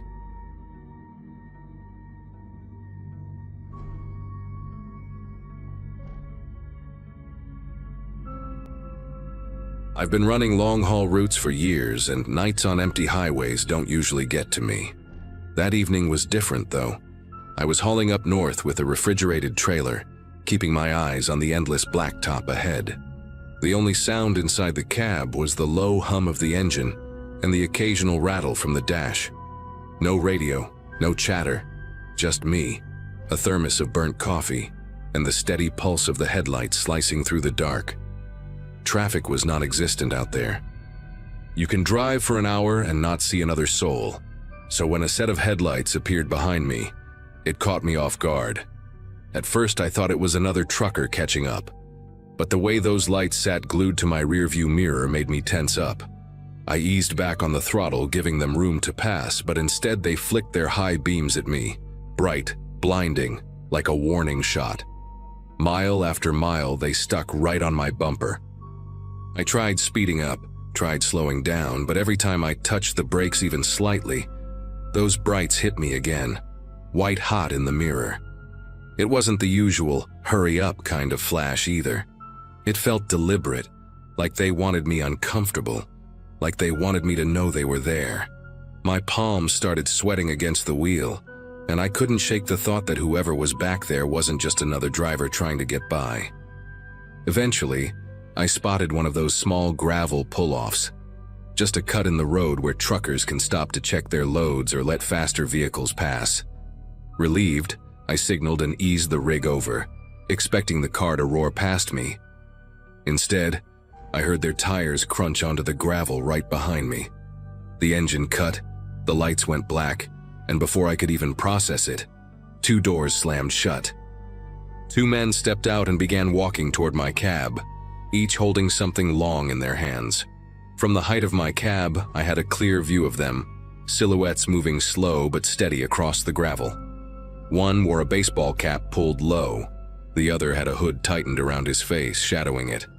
The glow from my clearance lights caught something metallic in their hands, long, thin shapes that could have been crowbars, pipes, maybe even rifles. My throat went dry, and all I could hear was the tick of the cooling engine mixed with their crunching footsteps. I debated locking the doors, but the truth was they were already locked. Always are when I'm alone on stretches like that. What scared me wasn't the thought of them trying the handle. It was that they seemed so calm about approaching a 70,000-pound rig like it was nothing. That calmness made me realize this wasn't random. They had a plan, and whatever they were carrying wasn't for show. I slid my phone closer, but service bars out there flicker in and out like ghosts. They reached the driver's side first, standing just far enough back that I couldn't make out their faces clearly. One of them tapped the side of the cab with the end of his object, hollow, echoing bangs that made my heart hammer against my ribs. Then the other circled toward the passenger side, his shadow stretching across the gravel in the beam of my lights. It felt like being surrounded, even though there were only 2 of them. Every instinct in me screamed not to open that door, not to roll down that window, nothing. I flicked my high beams forward, bathing the empty road ahead in white, half hoping another driver might appear. Nothing. Just silence, dark forest pressed against the highway, and 2 figures who didn't belong there. That's when the man at my door leaned close, his face just a blur behind the glass, and raised his hand. Instead of knocking again, he pressed a sheet of paper flat against the window. From where I sat, I could make out black block letters scrawled across it, messy and uneven. "Step out." I didn't move. My grip tightened on the wheel as if that alone could anchor me. The man at the passenger side tried the handle once, then again, harder this time. The cab shook faintly, but those locks held. I leaned toward the air horn switch and blasted it, the sound tearing through the still night. For a second, both men froze. They weren't expecting noise that loud out there, and I saw them exchange a quick glance before the one at my door slammed the paper against the glass again. When they didn't back off, I dropped the rig into gear. Gravel sprayed under the tires as I jerked the truck forward. The man at the driver's side stumbled back, hitting the hood of his own car. The other ran around in front of my lights, waving his arm as if to block me, but I wasn't stopping. I swung wide, the trailer kicking up dust, and roared back onto the highway. In the mirror, I saw them scramble into their car, headlights flaring to life again. They followed, but my rig had weight and power. I pushed the speed higher than I usually would with a full load, every muscle tight with adrenaline. For miles, their beams stayed glued behind me, sometimes pulling closer, sometimes hanging back. Then, without warning, they turned off down a side road, vanishing into the dark like they had never been there at all. No brake lights, no signal, just gone.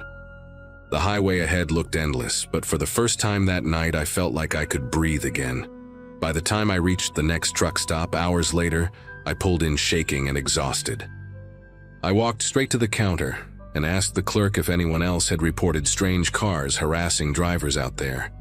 He just stared at me like he'd heard this before but didn't want to say it out loud. I never found out who those men were, or what they planned to do if I'd stepped out of my cab. All I know is that I trust those locked doors more than ever, and I haven't stopped in one of those lonely pull-offs since.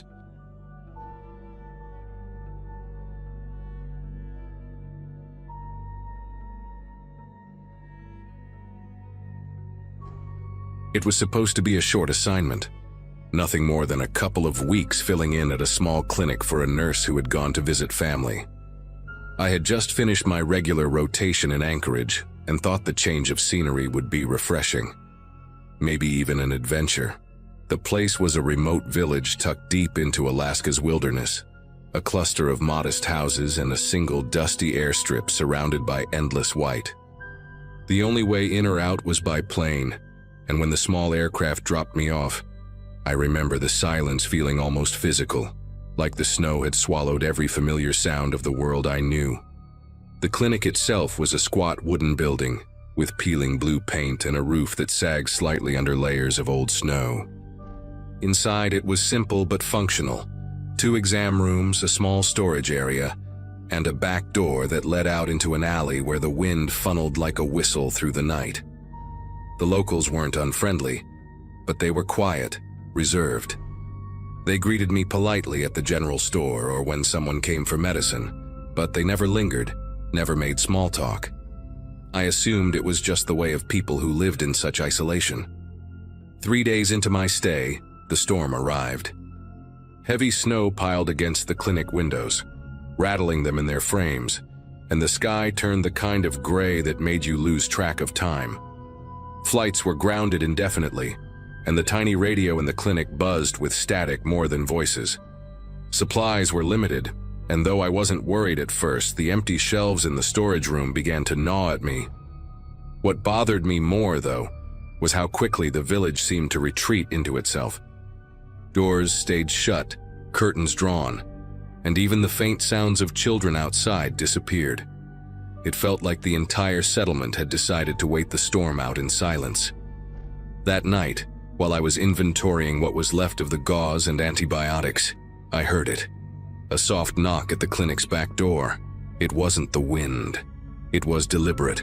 3 short raps spaced evenly. I assumed it might be someone needing help, but when I stepped into the hallway and looked through the small window in the door, the snow-covered alley was empty. No footprints, no lantern light, nothing. I told myself it must have been the storm playing tricks, but the sound had been too precise, too human. The next morning I checked again behind the clinic, half expecting to find prints in the snow that I'd missed. The ground was smooth, untouched, as if the storm had erased every trace of movement. I mentioned the knocking to one of the elders who came in to collect some aspirin, but he just shook his head, eyes fixed on the floor, and muttered that nobody had reason to be out at night. His avoidance made my chest tighten more than the storm itself. People here clearly knew something I didn't, but no one wanted to explain. That evening, the sound returned. This time louder, sharper, 5 knocks instead of 3. I had the lantern burning on the desk and could see the frost collecting at the edges of the back window. I forced myself to walk the hallway again, heart racing with each step, and peeked through the glass. The alley looked exactly the same, nothing but blowing snow and the warped shadow of the utility pole. I opened the door just a crack, expecting the wind to rush in, but the air outside was eerily still.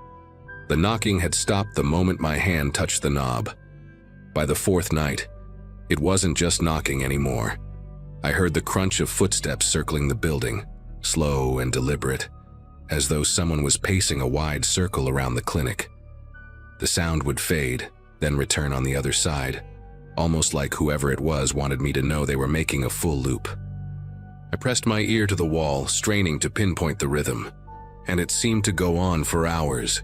When I finally worked up the nerve to swing open the back door, the footsteps stopped instantly, leaving me with nothing but my own ragged breathing and the hiss of the lantern. Sleep became impossible. I sat awake in the exam chair with a blanket around my shoulders, waiting for the inevitable sounds. I began noticing that the villagers avoided eye contact even more.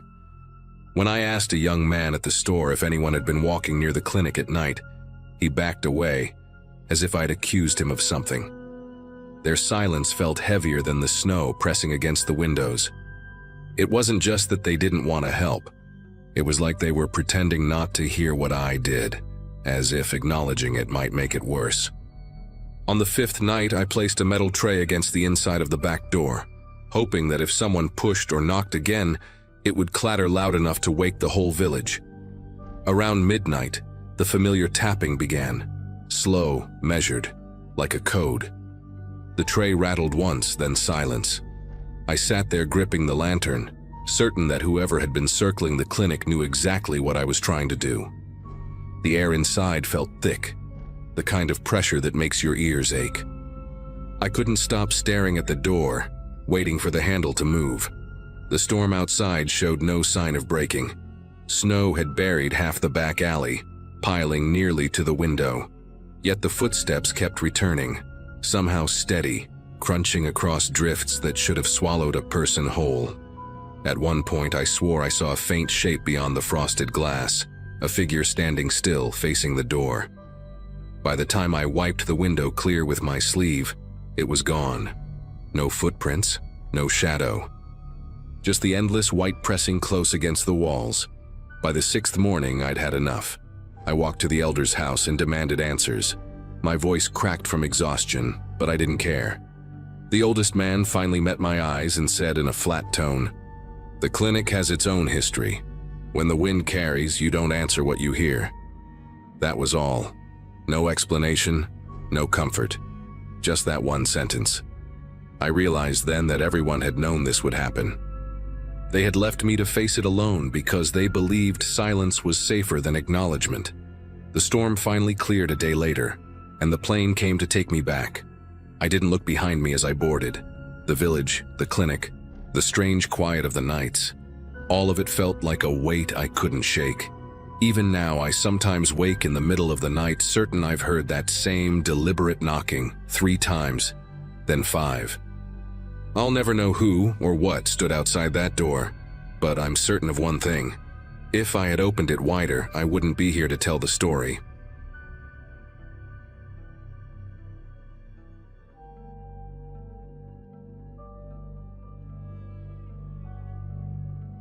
I left the service with my head full of noise. Civilian life was quieter, but my thoughts never really shut off. Hiking had always been my reset button, and I figured a few days in the Alaskan backcountry would help straighten me out. No schedules, no radio chatter, just my boots crunching on dirt and the kind of silence you can't find anywhere else.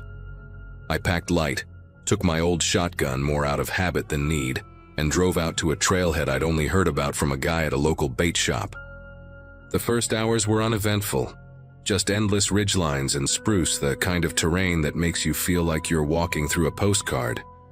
My legs ached in that good way, the one that tells you you've put real distance between yourself and everything familiar.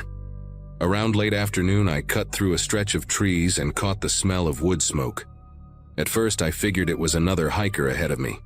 Out there, though, that's not a smell you expect.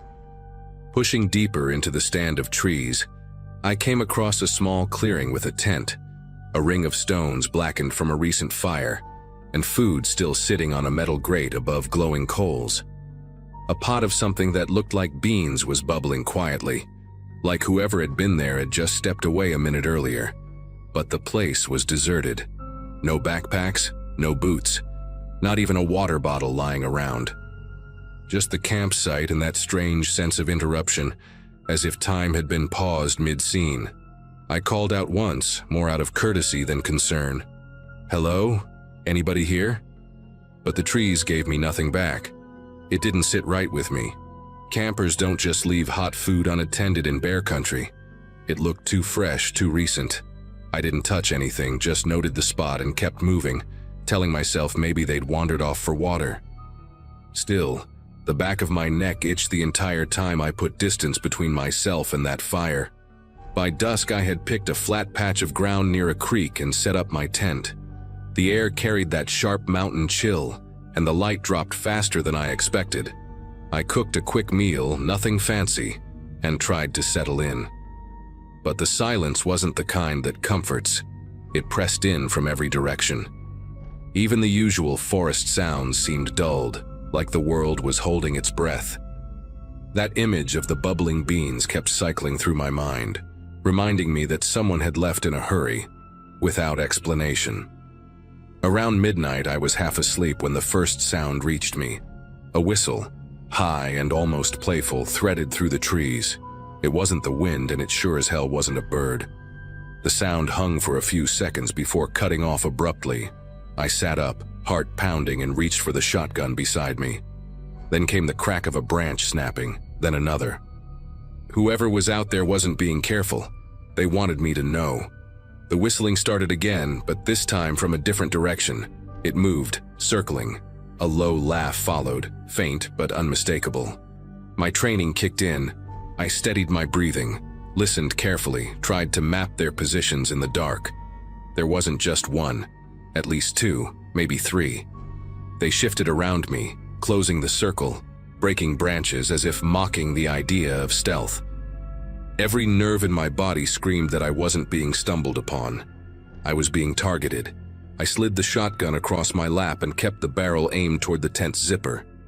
My finger rested near the trigger guard as I fought the urge to yell out. If I spoke, I'd confirm my exact position. Instead, I killed my headlamp, plunging everything into black. The fabric of the tent felt like tissue paper between me and whatever was out there. My ears worked overtime, tracking their movements. Step, crack, whistle. Step, crack, whistle. They were hunting me, and they weren't in any rush. At one point, a rock struck the side of my tent, hard enough to make the fabric shudder. That was the moment I understood. This wasn't kids messing around or another hiker wandering drunk. They were testing me, trying to rattle me into making a mistake. My grip tightened on the shotgun. I racked a shell quietly, just enough for the metallic click to carry through the trees. The sounds outside paused, like they were listening. Then the whistle came again, closer this time, mocking, deliberate. I couldn't spend the whole night pinned inside a nylon bag. Slowly, I unzipped the tent and crawled out, shotgun ready. The forest was pitch black, no moon, no stars, just a wall of trees pressing in on every side. My breath fogged in the cold air, and every exhale felt too loud. I kept the barrel moving with my eyes, searching for movement. That's when I caught it. A faint silhouette slipping between two spruces, too tall and too fluid to be mistaken for an animal. Another figure moved just behind it.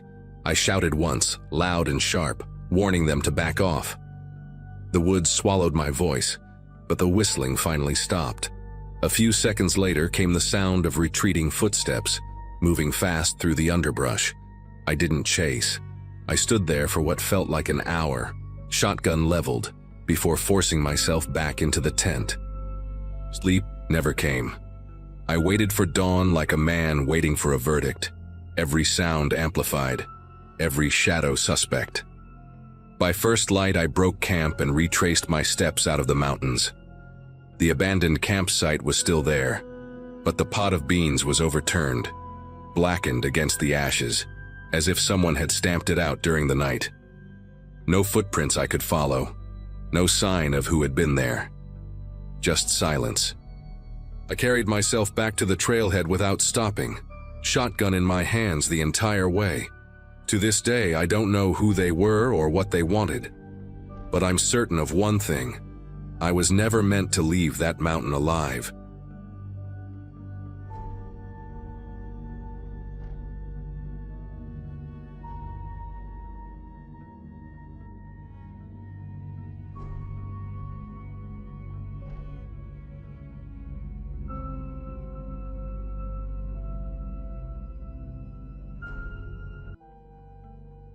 Hello everyone.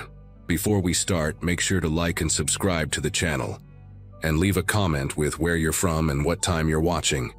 That way, YouTube will keep showing you stories just like this one. Now, let's begin. Okay, Reddit. I'm finally ready to share what happened in Asheville, Kentucky during the mid-80s. I was 12 years old in 1982. living with my mom, Beverly, and stepdad, Thomas, in this sleepy coal mining town where nothing ever happened. Thomas worked the night shift at Blackwood Mine, coming home covered in coal dust every morning, while Mom ran the local post office, a job that made her the unofficial town gossip hub. Our house sat on Maple Street, third one from the corner, with a wraparound porch where I'd spend hours reading comic books and watching neighbors tend their gardens. Asheville had maybe 800 people, the kind of place where everyone attended the same church, shopped at the same grocery store, and knew which family had money troubles just by observing who bought generic cereal. Life moved at a snail's pace, and honestly, I thought I'd die of boredom before I ever made it to high school. Everything changed on a Tuesday morning in March when Mrs. Hoffman from down the street came running into the post office, waving a white envelope like it was on fire. I was there helping Mom sort mail before school, and I remember how Mrs. Hoffman's usually perfect hair looked wild, her face flushed red from running. She slammed the letter on the counter and demanded to know who had access to the mail, her voice shaking with rage. The envelope had her name written in neat block letters, no return address, and inside was a single sheet of paper that apparently contained information about her husband's gambling debts that had supposedly been wiped clean years ago. What made it worse was that the letter mentioned specific amounts, dates, and even the name of the bookie in Louisville. Mrs. Hoffman swore only 3 people knew those details: herself, her husband, and the bookie. The problem was her husband had been dead for 2 years, and the bookie had moved to Florida. Mom tried to calm her down, but Mrs. Hoffman just kept repeating that someone was watching them all, someone who knew things they shouldn't know. Within a week, 3 more families received similar letters. The Hendersons got one detailing how their teenage son Kyle had been stealing from the church collection plate for months, complete with exact amounts and dates. The Johnsons received a letter about how Mrs. Johnson had been having an affair with the married pharmacist 2 towns over, including details about a specific birthmark on the man's shoulder that only someone who'd seen him undressed would know. But the letter that really sent shockwaves through our community was the one delivered to the Presleys. Their envelope contained information about how Mr. Presley had been skimming money from the volunteer fire department's emergency fund to pay for his daughter's medical treatments. The letter included photocopies of bank statements, forged signatures, and a breakdown of exactly how he'd been moving money around. What terrified everyone was the level of detail. These weren't just rumors or gossip.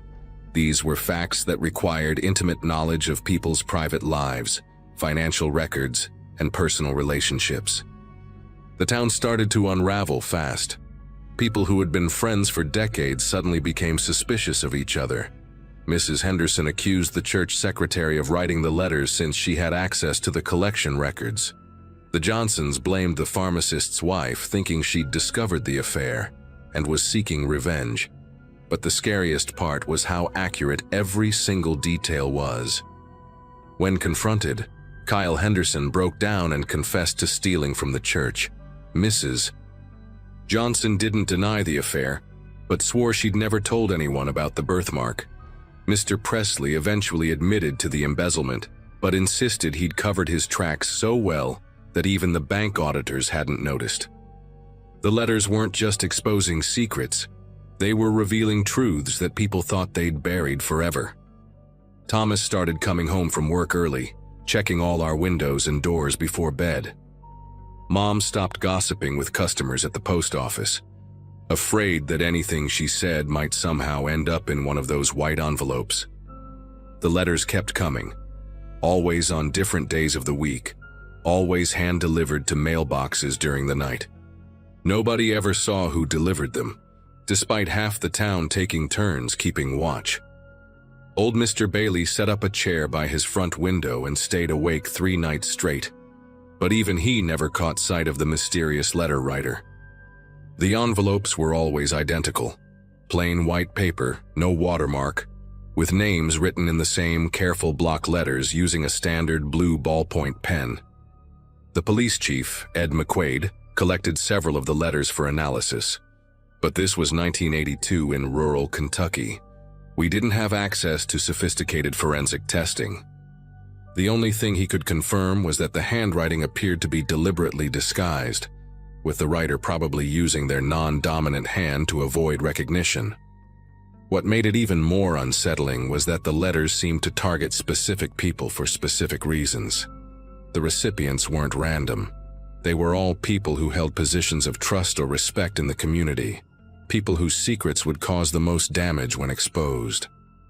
By summer, the situation had escalated beyond simple gossip and shame. The Riverside family received a letter detailing how their supposedly deceased grandfather had actually abandoned the family 30 years earlier after stealing their neighbor's life savings. The letter included a current address in Oregon, where the grandfather was supposedly living under a false name, along with photos of him working at a hardware store. When the family confronted the neighbor, Mrs. Yates, she broke down crying and admitted she'd never told anyone about the theft because she'd been too ashamed to admit she'd trusted someone with her late husband's insurance money. The revelation destroyed the friendship between the families and split the entire neighborhood into sides. Then came the letter that changed everything. The Nelsons received an envelope containing evidence that their 15-year-old daughter, Chloe, had been secretly dating a married man in his 30s from the next county over. The letter included motel receipts, photographs of them together, and detailed descriptions of their meetings. It was the kind of information that could only come from someone who had been following them, watching them, documenting their every move. Mr. Nelson went into a rage unlike anything I'd ever witnessed. He was a quiet man who worked as a mechanic at the local garage, but when he read that letter, he became someone else entirely.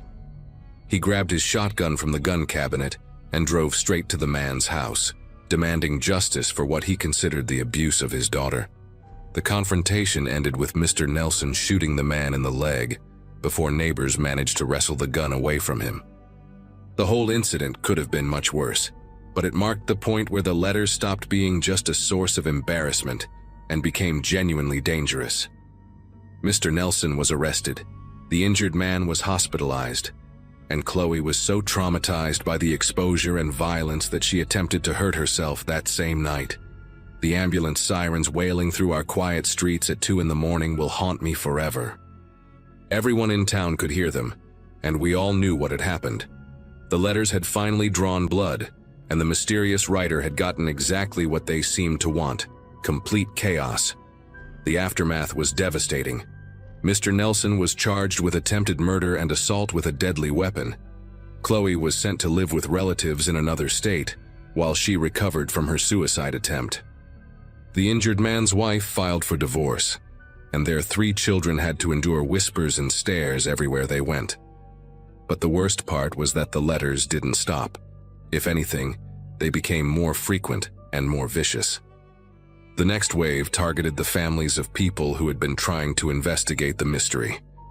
Police Chief McQuaid received a letter detailing how he'd been taking bribes from local businesses to overlook health code violations. The letter included copies of checks, photographs of him accepting envelopes, and testimonies from business owners who admitted they'd been paying him for years. When the state police arrived to investigate, they found evidence exactly where the letter said it would be, hidden in a false bottom of his desk drawer. McQuaid was arrested within hours, leaving our town without effective law enforcement just when we needed it most. The paranoia reached a breaking point when families started receiving letters about each other's attempts to solve the mystery. The Whitman family got a letter revealing that their neighbor, Mr. Torres, had been secretly recording their phone conversations using equipment he'd ordered from a spy catalog. Mr. Torres received a letter exposing how the Whitmans had been going through his trash every night, looking for clues about who might be writing the letters. It was like the mystery writer could see everything, hear everything, and knew exactly how to turn the entire community against itself. People stopped talking to their neighbors, started changing their locks, and began sleeping with weapons by their bedside. The local hardware store sold out of security cameras, deadbolts, and motion sensors within a week. But somehow, the letters kept finding their way into mailboxes, no matter how many precautions people took. The writer seemed to anticipate every security measure and adapt accordingly. Several families tried sleeping in shifts to watch their mailboxes, but they'd wake up to find letters that had been delivered during the few minutes when they'd dozed off. By late 1984, nearly half the town's population had moved away. The local school had to combine several grades because so many families had fled. Businesses closed because there weren't enough customers left, and the remaining residents lived in a state of constant fear and suspicion. The letters had evolved too. They were no longer just exposing old secrets, but began predicting future actions. The Grimm family received a letter warning them that their son would be caught stealing from the grocery store on a specific date and time. Sure enough, when that date arrived, their son was discovered shoplifting exactly as the letter had predicted. The Cooper family was told their teenage daughter would be found drinking alcohol behind the church on a particular Sunday afternoon. She was caught red-handed at the precise time mentioned in the letter. It was as if the writer wasn't just observing the town's secrets but was somehow orchestrating events, manipulating people into fulfilling the predictions. The psychological pressure was unbearable. People started questioning whether they were making their own choices or being controlled by someone who seemed to know their every thought and action. The end came suddenly in March 1987, exactly 5 years after the first letter. I was 15 by then, and my family was among the few who had stayed in Asheville. Thomas had been promoted to mine supervisor, and Mom had become the interim postmaster after her predecessor fled town. We'd received our own letter the previous month, one that detailed how Thomas had been falsifying safety reports at the mine to meet production quotas. The letter was accurate, of course, and Thomas had confessed everything to Mom and the mine owners. He'd been taking shortcuts that could have gotten people killed, all because he was desperate to keep his job and support our family. The confession destroyed something between my parents, a trust that never fully recovered. But that final morning, something changed. Mom was sorting through the mail when she found an envelope addressed to the entire town. Inside was a single sheet of paper with just one line. "The truth has been served. My work here is complete." That was it. No signature, no explanation, just that simple goodbye message. After that day, the letters stopped completely. No more revelations, no more secrets, no more predictions. The mysterious writer vanished as suddenly as they had appeared, leaving behind a town that was forever changed. Some families tried to rebuild their relationships, but the damage was too deep. Others simply accepted that their secrets were now public knowledge and tried to move forward. A few, like the Nelsons, never recovered from the trauma. Over the years, I've wondered if the letter writer was someone who lived among us the whole time, watching our daily lives and taking notes. Or maybe it was someone from outside who had connections throughout the community, a former resident who had kept in touch with the right people. The truth is, we never found out who was behind it all. The letters stopped, the chaos eventually died down, and life slowly returned to something resembling normal. But Asheville was never the same. The population never recovered, most of the businesses never reopened, and the sense of community trust was permanently broken. I moved away for college in 1990 and rarely go back, but when I do, I can still see the lingering effects of those 5 years. People still seem wary of each other, still reluctant to share personal information, still checking their mailboxes with a mixture of hope and dread.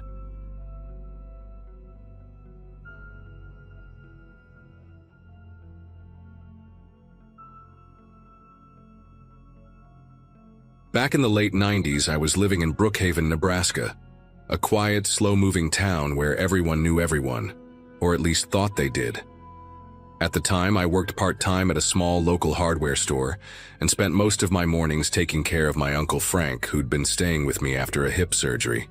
He was in his 70s, still sharp, still stubborn, and swore he didn't need help, but deep down, I think he liked the company.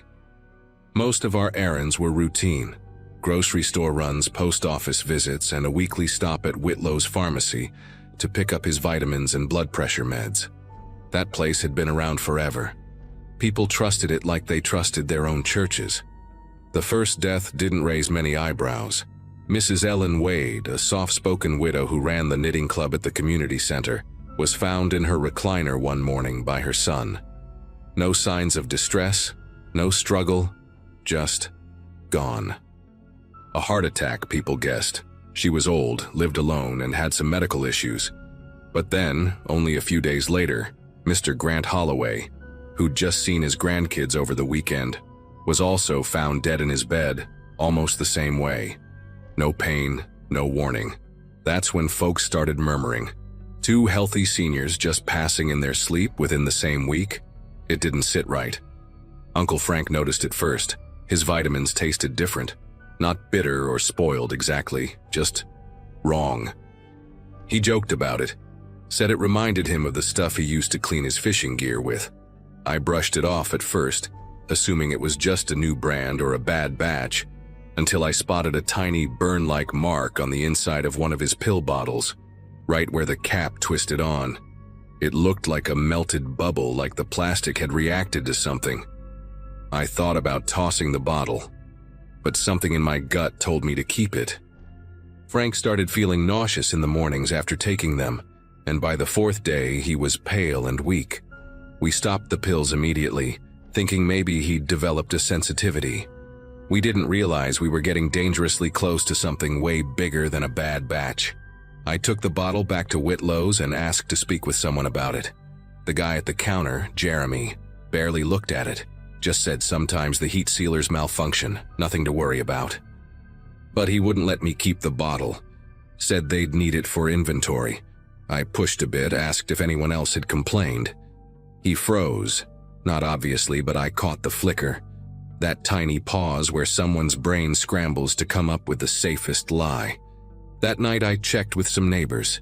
Turns out both Ellen and Mr. Holloway had their prescriptions filled at Whitlow's.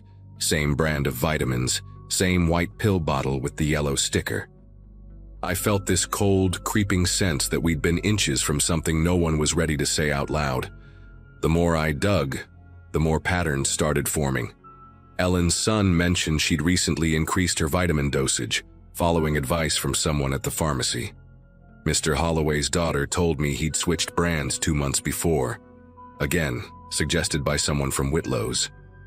All of them had been buying the same specific line of premium senior vitality supplements the pharmacy started carrying that summer. I wasn't trying to play detective at first, I swear, but it felt like nobody else was going to ask these questions. Not the coroner, not the local paper. Everyone was just nodding along like this was all coincidence and bad luck. But people weren't just dropping dead in their sleep by chance. Not here. Not like this. Uncle Frank started getting better after we stopped the pills. He got his color back, started joking again, and insisted on mowing part of the lawn even though he was still limping. I kept that original pill bottle hidden under the sink in a zip bag just in case. A couple weeks later, a local reporter named Dana Bricks showed up at the store. She was chasing rumors about a spike in elderly deaths. I didn't tell her everything, but I mentioned what I'd noticed, and that was enough for her to start sniffing around. It didn't take long before she connected even more dots. Turns out there had been 6 similar deaths since spring, all quiet, all seniors, all from different parts of town but tied together by one thing: Whitlow's pharmacy. Things escalated fast after Dana published the article. At first, it was brushed off like tabloid stuff, but then one of the families demanded an independent toxicology report. What they found was horrifying. Traces of a compound similar to cyanide, but lab-altered, and in such low doses that it would have gone undetected in standard tests. Someone was microdosing poison into those vitamins, enough to shut down an old heart, but subtle enough to mimic natural causes. That's when the cops got involved, and the town's trust started crumbling fast. Whitlow's closed its doors the same day the story broke. The shock came when they arrested Mr. Carlton, the pharmacist. I'd known him since I was a kid. He was the kind of man who remembered birthdays, handed out free lollipops to kids, and sponsored local baseball teams. Everyone liked him. Turns out, beneath the white coat and warm smiles, he was drowning in debt, gambling, bad investments, and rumors of a second family in another state. The insurance policies tied to those seniors, he'd quietly convinced several of them to sign over power of attorney, or had access through family members who trusted him with their elderly parents' meds. It wasn't just sick, it was surgical, cold, calculated. Uncle Frank was one of the lucky ones. I still think about how close he came to being on that list. The investigators asked us for the remaining pills, and when they tested them, the same compound was found. Frank had unknowingly been taking small doses of poison for nearly 2 weeks. The doctors said, if we hadn't stopped when we did, his heart might not have handled it. That knowledge haunted me for months. I kept replaying all those mornings he said he felt weird or too tired to move. I brushed it off as age. Turns out it was something far darker crawling beneath the surface of our quiet routines. The trial was a circus. Carlton pleaded not guilty at first, but the evidence was airtight. Records showed manipulated inventory logs, tampered batch numbers, and even a personal notebook listing dosages tied to specific client names. That image, pages filled with names of real people, neighbors, friends, lined up like a checklist. I don't think I'll ever forget that. It wasn't just betrayal. It was a kind of evil I didn't think people were capable of. Not in a place like this. Not by someone we all trusted with our lives, quite literally. After all that, Whitlow's never reopened. The building sat boarded up for years until someone finally turned it into a pet grooming place. But no one talks about what it used to be. People in town got quieter, more guarded. It changed how we looked at each other. Frank eventually moved in with my cousin out west. Said he wanted to be closer to grandkids, but I knew part of it was just needing distance from everything that happened. I can't blame him. Every time I pass that corner where the pharmacy used to be, I feel like I'm looking at a stage where something terrible once played out behind a friendly curtain. I still don't understand how someone like Carlton could do what he did and smile through it. That's the part that keeps me up sometimes. Not the poison, not even the deaths, but how easily he lived among us while carrying that secret. He saw us every day, shook our hands, gave advice, and walked back into that little room behind the counter to plan another death. Evil doesn't always look how you think it will. Sometimes it wears a white coat and asks how your weekend was.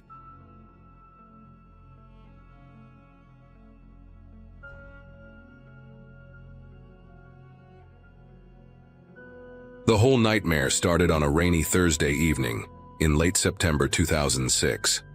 I'm Jason, and at the time I was 28, living in this quiet neighborhood called Magnolia Heights in Oxford, Mississippi. My wife Angela and I had bought our first house there about 3 years earlier, a modest 2-story colonial with a big oak tree in the front yard and a wraparound porch that made us feel like we'd finally made it as adults. I was managing construction projects for a local company. Angela worked at the town library, and we were the kind of couple who actually enjoyed mowing the lawn on weekends and hosting barbecues for our neighbors. Life was predictable in the best possible way. We knew everyone on our street, from old Mr. Vincent who collected vintage cars, to the young family next door with twin toddlers who were constantly escaping their yard. Crime wasn't even on our radar. Hell, I left my truck unlocked half the time, and Angela would leave her purse on the passenger seat when she ran into the grocery store. Everything changed when I came home from work that evening around 7 p.m. As I turned onto our street, I immediately noticed something was wrong. Mrs. Patterson from 3 houses down was standing in her driveway, soaking wet from the rain, gesturing wildly at a police officer who was taking notes. Her garage door was wide open, and I could see boxes and tools scattered all over the concrete floor, like someone had ransacked the place. The cop car's red and blue lights were reflecting off the wet pavement, creating this eerie strobe effect that made the whole scene feel surreal. As I pulled into my driveway, Mrs. Patterson caught sight of me and came rushing over, her gray hair plastered to her head and her eyes wild with panic. "Jason, thank God you're here," she said, gripping my arm with both hands. "Someone broke into my garage in broad daylight. Took my husband's toolbox, the leaf blower, even the Christmas decorations from the back corner." The desperation in her voice was something I'd never heard before. This was a woman who usually complained about dandelions in her lawn, not someone who'd been violated in her own home. The officer, a young guy who looked like he'd rather be anywhere else, finished up his report and told Mrs. Patterson he'd file it with the others. Others? That's when I learned this was the 5th break-in on our street in the past 2 weeks. The Hendersons had their shed cleaned out, the Garcias lost their lawn equipment, and apparently someone had even broken into the Miller's house while they were at church on Sunday, making off with jewelry and electronics. The cop mentioned they had no leads, no witnesses, and frankly, limited resources to investigate what seemed like random property crimes. After he left, Mrs. Patterson and I stood there in the drizzle, both of us realizing our little bubble of safety had been completely shattered. She kept talking about how violated she felt, how she'd never sleep well again knowing someone had been in her space, touching her things. I tried to comfort her, but honestly, I was starting to feel pretty uneasy myself. When I got inside, Angela was already making dinner, humming along to the radio like nothing had happened. But when I told her about the break-ins, I watched her face change from carefree to genuinely worried in about 2 seconds. The next morning, I found a handwritten note in my mailbox that would change everything. It was from someone named Captain Mitchell Broussard, a recently retired sheriff who'd moved to our neighborhood about 6 months earlier. I'd seen him around, tall, silver-haired guy with the kind of commanding presence that made you automatically respect him. The note was written in neat, precise handwriting and explained that he'd been monitoring the situation with the recent break-ins and wanted to organize a neighborhood watch group.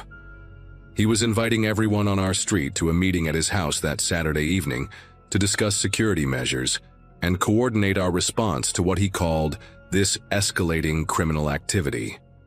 The way he wrote made it sound official and urgent, like we were dealing with something much more serious than some opportunistic thieves. There was something about his tone that made me feel like finally someone with real experience was taking charge of the situation. Angela read the note over my shoulder and immediately said we should go. She'd been jumpy ever since I told her about the break-ins, double-checking the locks and asking me to walk her to her car when she left for work. The idea of having a retired law enforcement officer organizing our neighborhood's response felt like exactly what we needed. Saturday evening came, and nearly every house on our street was represented at Captain Broussard's meeting. His house was immaculate, the kind of place where every book on the shelf was perfectly aligned, and you could probably eat off the garage floor. He'd set up folding chairs in his living room, had coffee and store-bought cookies laid out, and even prepared a small presentation with charts showing the locations and times of each break-in. The guy was thorough, I'll give him that.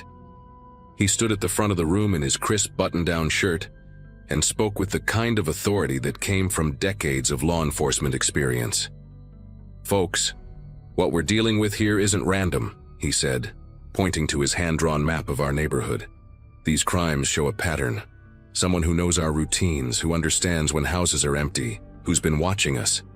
The way he said, "watching us," sent a chill through the room. Mrs. Patterson nodded vigorously, and I could see other neighbors exchanging worried glances.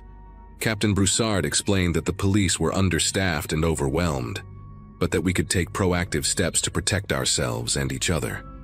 His plan was comprehensive and, honestly, impressive. He suggested we create a phone tree for immediate communication, establish regular patrol schedules where volunteers would walk the neighborhood at different times, and most importantly, share our daily routines with each other so we'd know when someone should be home versus when their house would be empty. He even proposed installing additional security lights and suggested we all invest in better locks and security systems. The retired captain volunteered to coordinate everything, saying his experience made him the logical choice to lead our efforts. He handed out sheets where we could write down our work schedules, when we typically went grocery shopping, our usual church times, and any upcoming vacations or trips. The more we know about each other's movements, the better we can spot suspicious activity, he explained. It all made perfect sense, and by the end of the meeting, everyone was signed up to participate.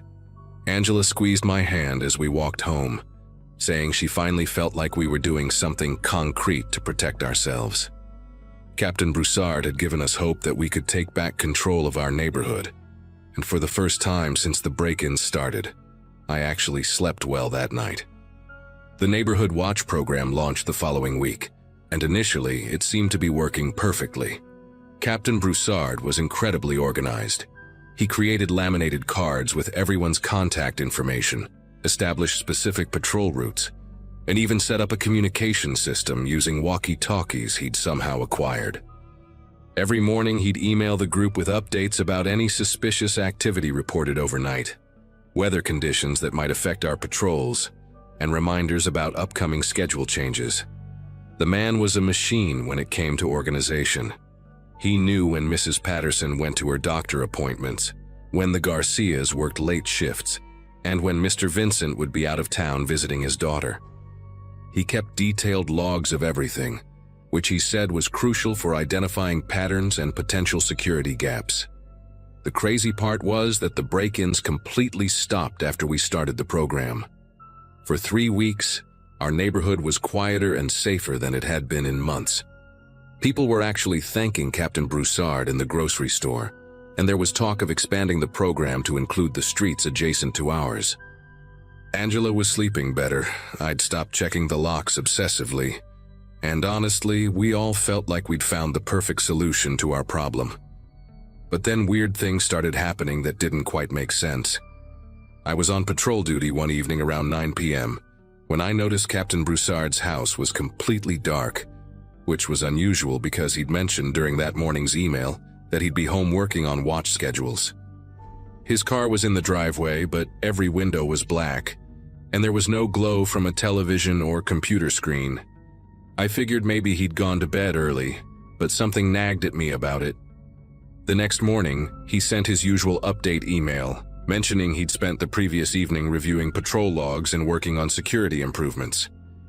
When I casually mentioned during a conversation later that week that I'd noticed his house was dark during my patrol, he got this strange look on his face, just for a split second, before laughing it off and saying he'd probably been in his basement office with the blinds closed. It was such a minor thing, but it stuck with me because Captain Broussard was usually so precise about everything, and his explanations seemed almost rehearsed. Then Angela mentioned that she'd seen him at the grocery store on a day when he'd specifically told the group he'd be out of town visiting his sister. When she waved at him from across the parking lot, he seemed to quickly get in his car and drive away without acknowledging her, which was totally out of character for someone who usually went out of his way to chat with neighbors. The first real red flag came about a month into the program.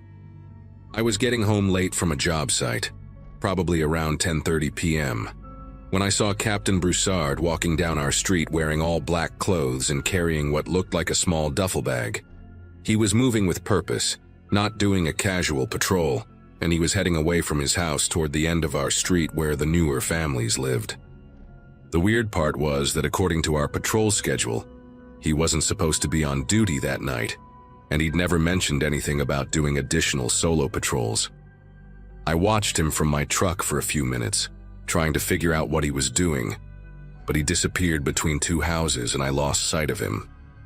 The next morning, there was no mention of any late-night patrol activity in his usual email update, which was strange because he documented everything down to the smallest detail. When I brought it up during our weekly meeting, asking if we should coordinate late-night patrols better, he quickly dismissed it, saying he'd just been unable to sleep and decided to do a quick walk around the block. But his tone was defensive in a way I'd never heard before, and he immediately changed the subject to discussing new security light installations. A couple of other neighbors exchanged glances, and I could tell I wasn't the only one who thought his explanation sounded off. Then the break-ins started up again, but this time they were different, more targeted, more professional. The Hendersons got hit while they were at their daughter's wedding, an event that Captain Broussard definitely knew about because Mrs. Henderson had mentioned it during our last meeting and asked if someone could keep an extra eye on their house. The thieves knew exactly where to look for valuables, bypassing obvious items like the television, and instead taking jewelry from a hidden drawer in the bedroom and cash from a coffee can in the kitchen pantry. When the police investigated, they found no signs of forced entry, which meant whoever did it either had a key or was skilled enough to pick locks without leaving evidence. The timing was perfect, too. The thieves struck during the exact window when the Hendersons were guaranteed to be away, almost like they'd had access to the detailed schedule information Captain Broussard had been collecting from all of us. During the emergency neighborhood meeting he called after the Henderson break-in, I watched his face carefully as he expressed outrage and concern about the escalating situation. He was saying all the right things, but there was something performative about his anger, like he was putting on a show rather than genuinely feeling violated on behalf of our neighbors. The way he kept pushing for more detailed schedule information from everyone, claiming we needed to be even more thorough about tracking our movements, started to feel less like security and more like surveillance. The truth came crashing down on a cold February morning when I was running late for work and forgot my lunch on the kitchen counter. I'd made it about halfway to the job site when I realized and had to turn around. As I pulled back onto our street, I saw Captain Broussard's car parked in the Vincentis' driveway, and I knew for a fact they were supposed to be in Atlanta visiting their son because he'd specifically mentioned it during our last phone tree check-in. My heart started pounding as I parked a few houses down and watched through my windshield. Captain Broussard was walking casually from their backyard toward his car, carrying a small bag and acting like he belonged there. When he saw my truck, he waved cheerfully and approached my window with that same confident smile he always wore during our meetings. "Just doing a security check on the Vincenti place," he said, but his explanation felt hollow and rushed. "Making sure everything looks secure while they're out of town." The way he kept glancing back at their house and the nervous energy radiating from him told a completely different story. I nodded and smiled, but as soon as he drove away, I called the police from my cell phone. The officer who responded found clear evidence of break-in tools in Captain Broussard's car during the traffic stop, along with items that had been reported stolen from various neighborhood break-ins over the past several months. The whole sick scheme unraveled within hours. Captain Broussard had been using our neighborhood watch as the perfect cover for his crimes, exploiting our trust and the detailed information we'd voluntarily given him about our schedules and security vulnerabilities. He'd studied our routines with the precision of a professional investigator, then used his law enforcement background to execute break-ins that left minimal evidence. The police found a detailed notebook in his house containing maps of every home on our street, lists of our work schedules, vacation plans, and even notes about where people kept spare keys or which windows might be easier to access. He'd been the fox guarding the henhouse, and we'd handed him everything he needed to rob us blind. The scariest part was how methodical he'd been. The early break-ins before he organized the watch group were just reconnaissance missions to establish a pattern of crime that would justify his neighborhood security efforts. Once he had our complete trust and detailed information about our lives, he could strike with surgical precision, knowing exactly when homes would be empty and what was worth stealing. During his confession, he admitted to orchestrating 8 different break-ins over a 4-month period, using our own fear and desire for safety as the perfect cover for his operation. The neighborhood watch disbanded immediately, and though he was eventually sentenced to 5 years in prison, the sense of violation went way deeper than just the stolen items. He'd weaponized our community spirit and turned our desire to protect each other into the very thing that made us vulnerable.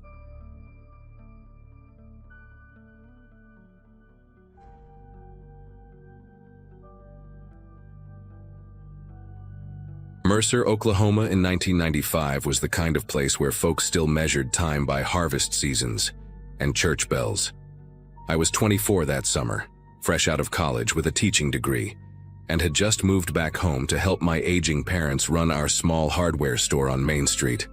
The town had maybe 800 people on a good day, the kind of place where everyone waved at each other and left their doors unlocked. My dad always said Mercer was God's country, untouched by the chaos of big cities, and I believed him. We had clean air, honest work, and the purest well water anyone could ask for. Crystal clear and ice cold, pumped straight from the aquifer that ran beneath our red dirt roads. Never once did we question what we were drinking. The first sign that something was terribly wrong came on a scorching hot Wednesday morning in July. I was opening up the store when Mrs. Abernathy from the farmhouse 3 miles out came stumbling through our front door, her face pale as milk, and her usual bright floral dress stained with what appeared to be vomit. She was clutching her stomach with both arms, doubled over in obvious pain, and when she tried to speak, her voice came out as barely a whisper. "Something's wrong with the water," she managed to gasp between dry heaves. "Harold's in the hospital. The baby, too." The way she said it, with such raw terror in her eyes, made my chest tighten. Mrs. Abernathy was tough as nails. I'd seen her wrangle cattle and fix fence posts in thunderstorms. But now she looked like she'd seen death itself. Within hours, the phone at our store wouldn't stop ringing. Families from all over the county were calling, desperate for answers, reporting the same horrific symptoms. The Petersons had rushed their twin daughters to the emergency room after they started vomiting blood. Old Mr. Fitzgerald collapsed on his porch and was found by his mailman, convulsing and frothing at the mouth. The Crawfords' livestock were dropping dead in their pastures, and their youngest son was having seizures. Every single call painted the same nightmarish picture: people drinking their morning coffee or giving their children a glass of water, then falling violently ill within hours. The hospital in the next town over was overwhelmed, with families driving in from every direction, carrying unconscious relatives and screaming children. The strangest part was the pattern. Not everyone in Mercer was getting sick, just certain families, scattered across specific areas of the county. My family was fine, as were the Whites who lived next door and the Kowalskis who ran the diner. But the affected families were all rural, all had their own wells, and all lived in a rough horseshoe shape around the eastern edge of town. I remember staring at the map my dad had pinned to the wall behind our counter, marking each affected household with a red thumbtack. The pattern was too precise to be random, too deliberate to be coincidence. Something was targeting these specific families, and as the day wore on, more red thumbtacks appeared on that map, creating a crimson arc of suffering that made my skin crawl. The state health department arrived by Friday, a convoy of white vans and officials in hazmat suits who turned our quiet town into what felt like a disaster zone. They started testing everything: soil samples, water from every well, even the air we breathed. Dr. Elizabeth Hartwell, the lead investigator, set up a makeshift command center in our high school gymnasium, and I volunteered to help coordinate with the local families. She was a sharp woman with steel gray hair and eyes that missed nothing, and when she pulled me aside that evening, her expression was grave. "We've found industrial chemicals in the affected wells," she said quietly. "Trichloroethylene, benzene, heavy metals, stuff that shouldn't exist anywhere near a residential area. This isn't an accident or natural contamination. Someone is deliberately poisoning these people." The revelation hit me like a physical blow. Someone in our community, someone we knew, someone we trusted, was systematically poisoning their neighbors.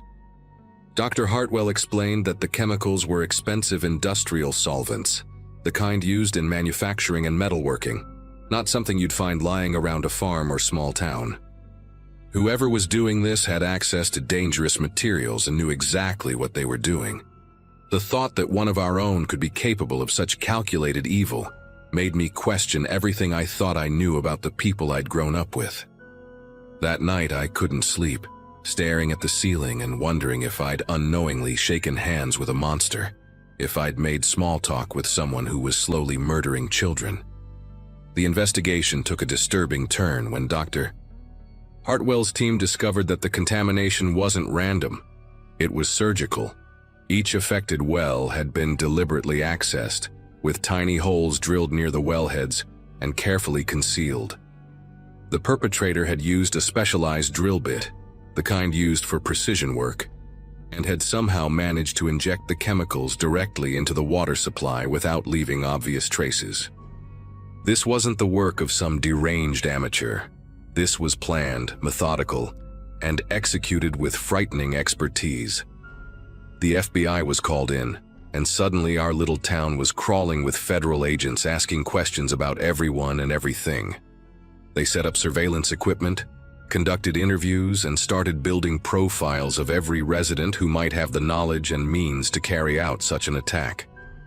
What made it even more terrifying was the timeline.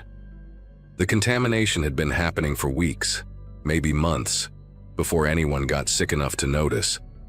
The chemicals were being introduced in small doses, building up in people's systems gradually until they reached toxic levels. Some of the victims, particularly the elderly and children, were showing signs of permanent organ damage.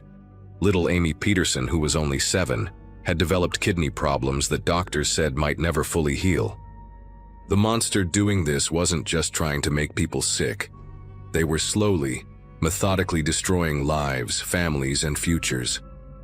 The calculated cruelty of it all was almost impossible to comprehend, and I found myself studying the faces of everyone I met, wondering if they could be capable of such inhuman behavior. The breakthrough came on a rainy Monday morning when Agent Rebecca Stone knocked on our store door before we'd even opened. She was a compact woman with intense green eyes and a no-nonsense attitude that reminded me of my high school principal. "We need to talk about land ownership in this area," she said, spreading out a detailed survey map on our counter. "All the affected properties have something in common. They're all sitting on prime grazing land that borders the Whitmore Ranch." The name hit me like a punch to the gut. Caleb Whitmore was one of the most respected men in the county, a third-generation rancher who owned over 2,000 acres of the best cattle land in eastern Oklahoma. He was a pillar of the community, served on the school board, and donated generously to the church. The idea that he could be behind this seemed absolutely impossible. But as Agent Stone laid out the evidence, a horrifying picture began to emerge.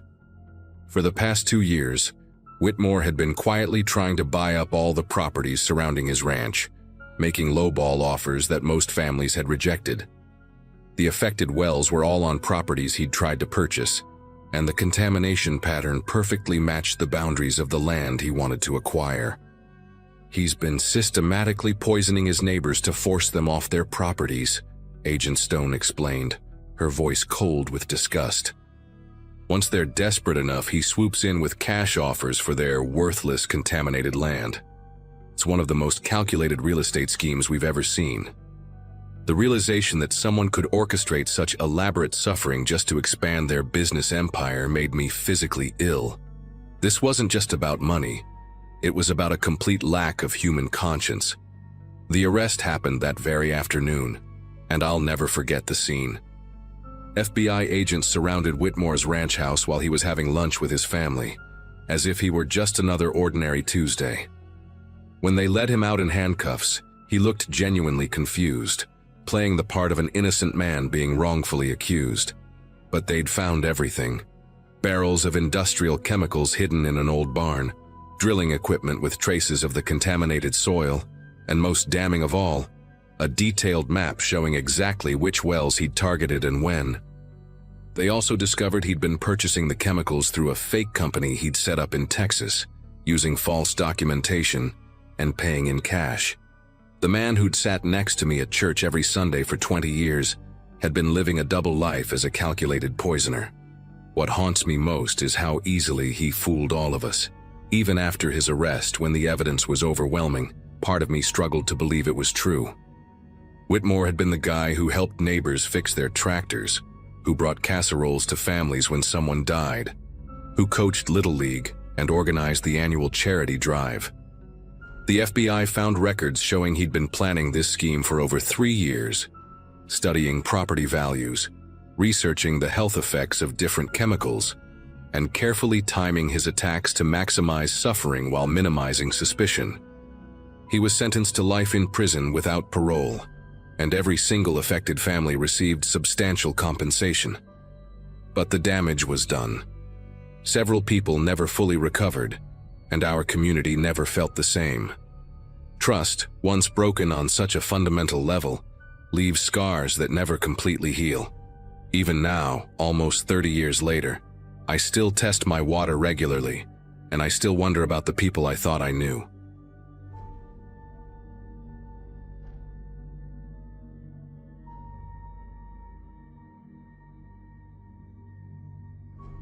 Pine Valley, Idaho has always been the kind of town where secrets don't stay buried long. Everyone waves at each other from their pickup trucks, and the biggest excitement usually comes from arguing about which brand of fertilizer works best on corn. I became a registered nurse at Pine Valley Community Clinic in 2018, fresh out of nursing school and eager to help my neighbors. The clinic sat right on Main Street in this old brick building that Dr. Martinez had been running since the Carter administration. Most days we treated everything from scraped knees to high blood pressure, and the elderly folks in town treated us like family. Mrs. Rodriguez would bring us homemade cookies every Thursday, and old Mr. Stevens always asked about my mom's garden. It felt like the perfect place to build a career, until October 2023 changed everything I thought I knew about healing people. The trouble started with Diane Walsh, our head medical assistant who'd been there for almost 20 years. She was this soft-spoken woman in her 50s, with graying hair always pulled back in a neat bun, and these wire-rimmed glasses that made her look like everyone's favorite librarian. Diane knew every patient's medication history by heart, could draw blood from the most difficult veins, and had this gentle way of talking to scared kids that made them stop crying instantly. Dr. Martinez trusted her completely. She basically ran the day-to-day operations while he focused on diagnoses and treatment plans.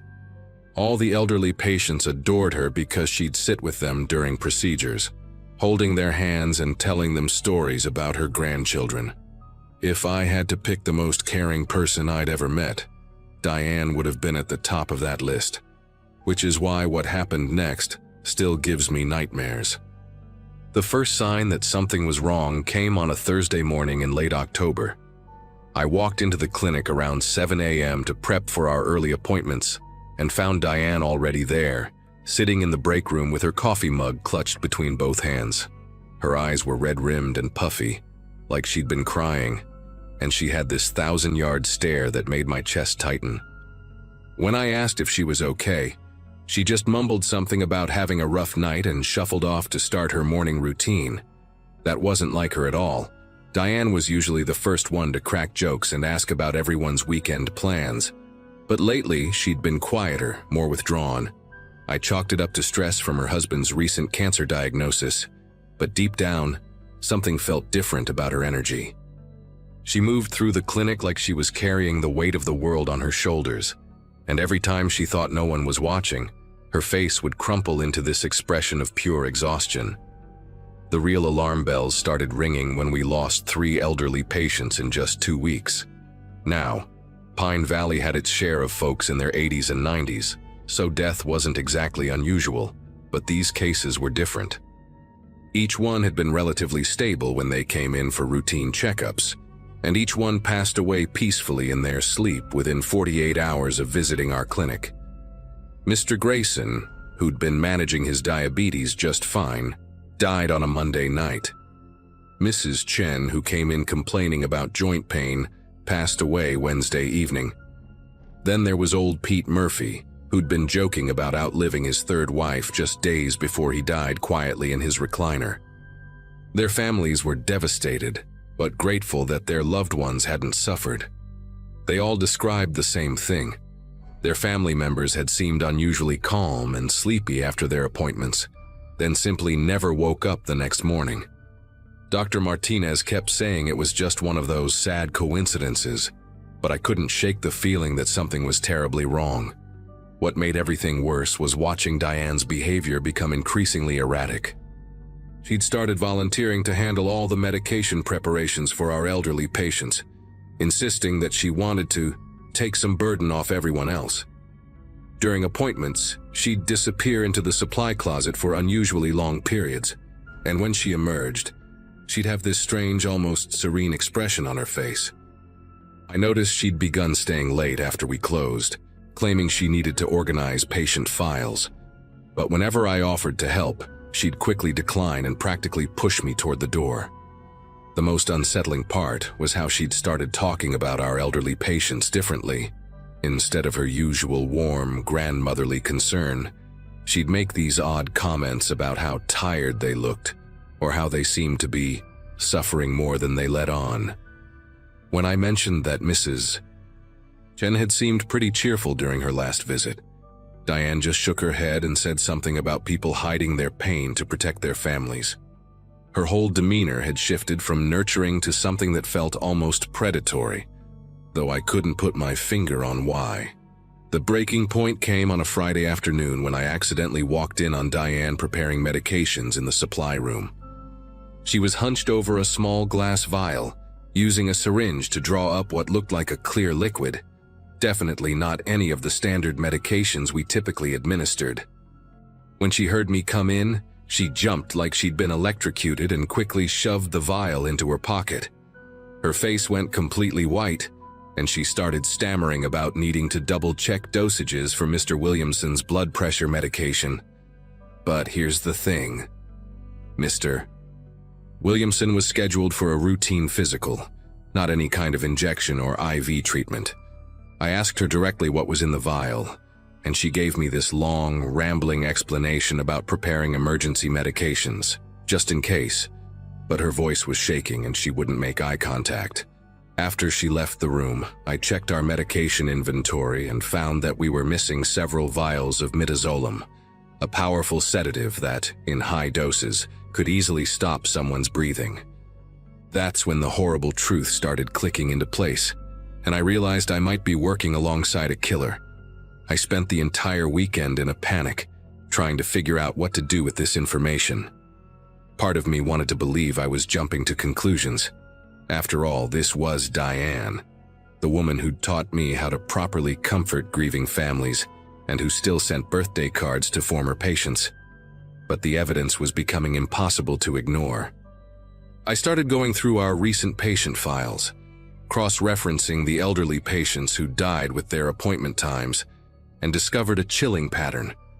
Every single one of them had been scheduled for late afternoon appointments when most of the staff had already gone home, leaving just Diane and Dr. Martinez in the building. More disturbing was the fact that all of these patients had received vitamin B12 injections, according to their charts, something that wasn't part of their usual treatment plans.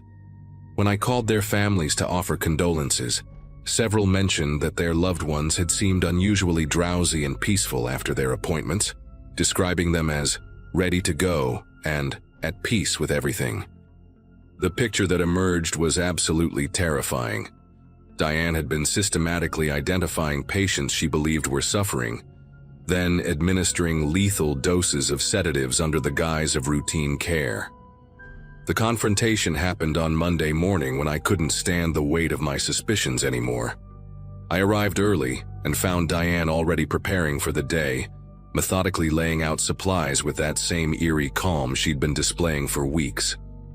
I told her I knew what she'd been doing, and instead of denying it or acting shocked, she just sat down heavily in her chair and started crying.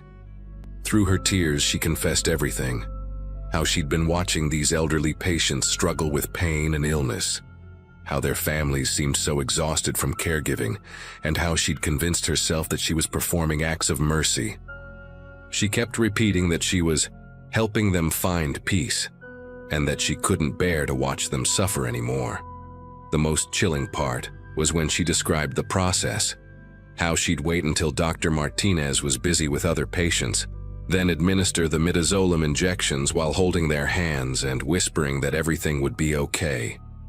She genuinely believed she was being compassionate, and the complete disconnect between her intentions and her actions made my skin crawl.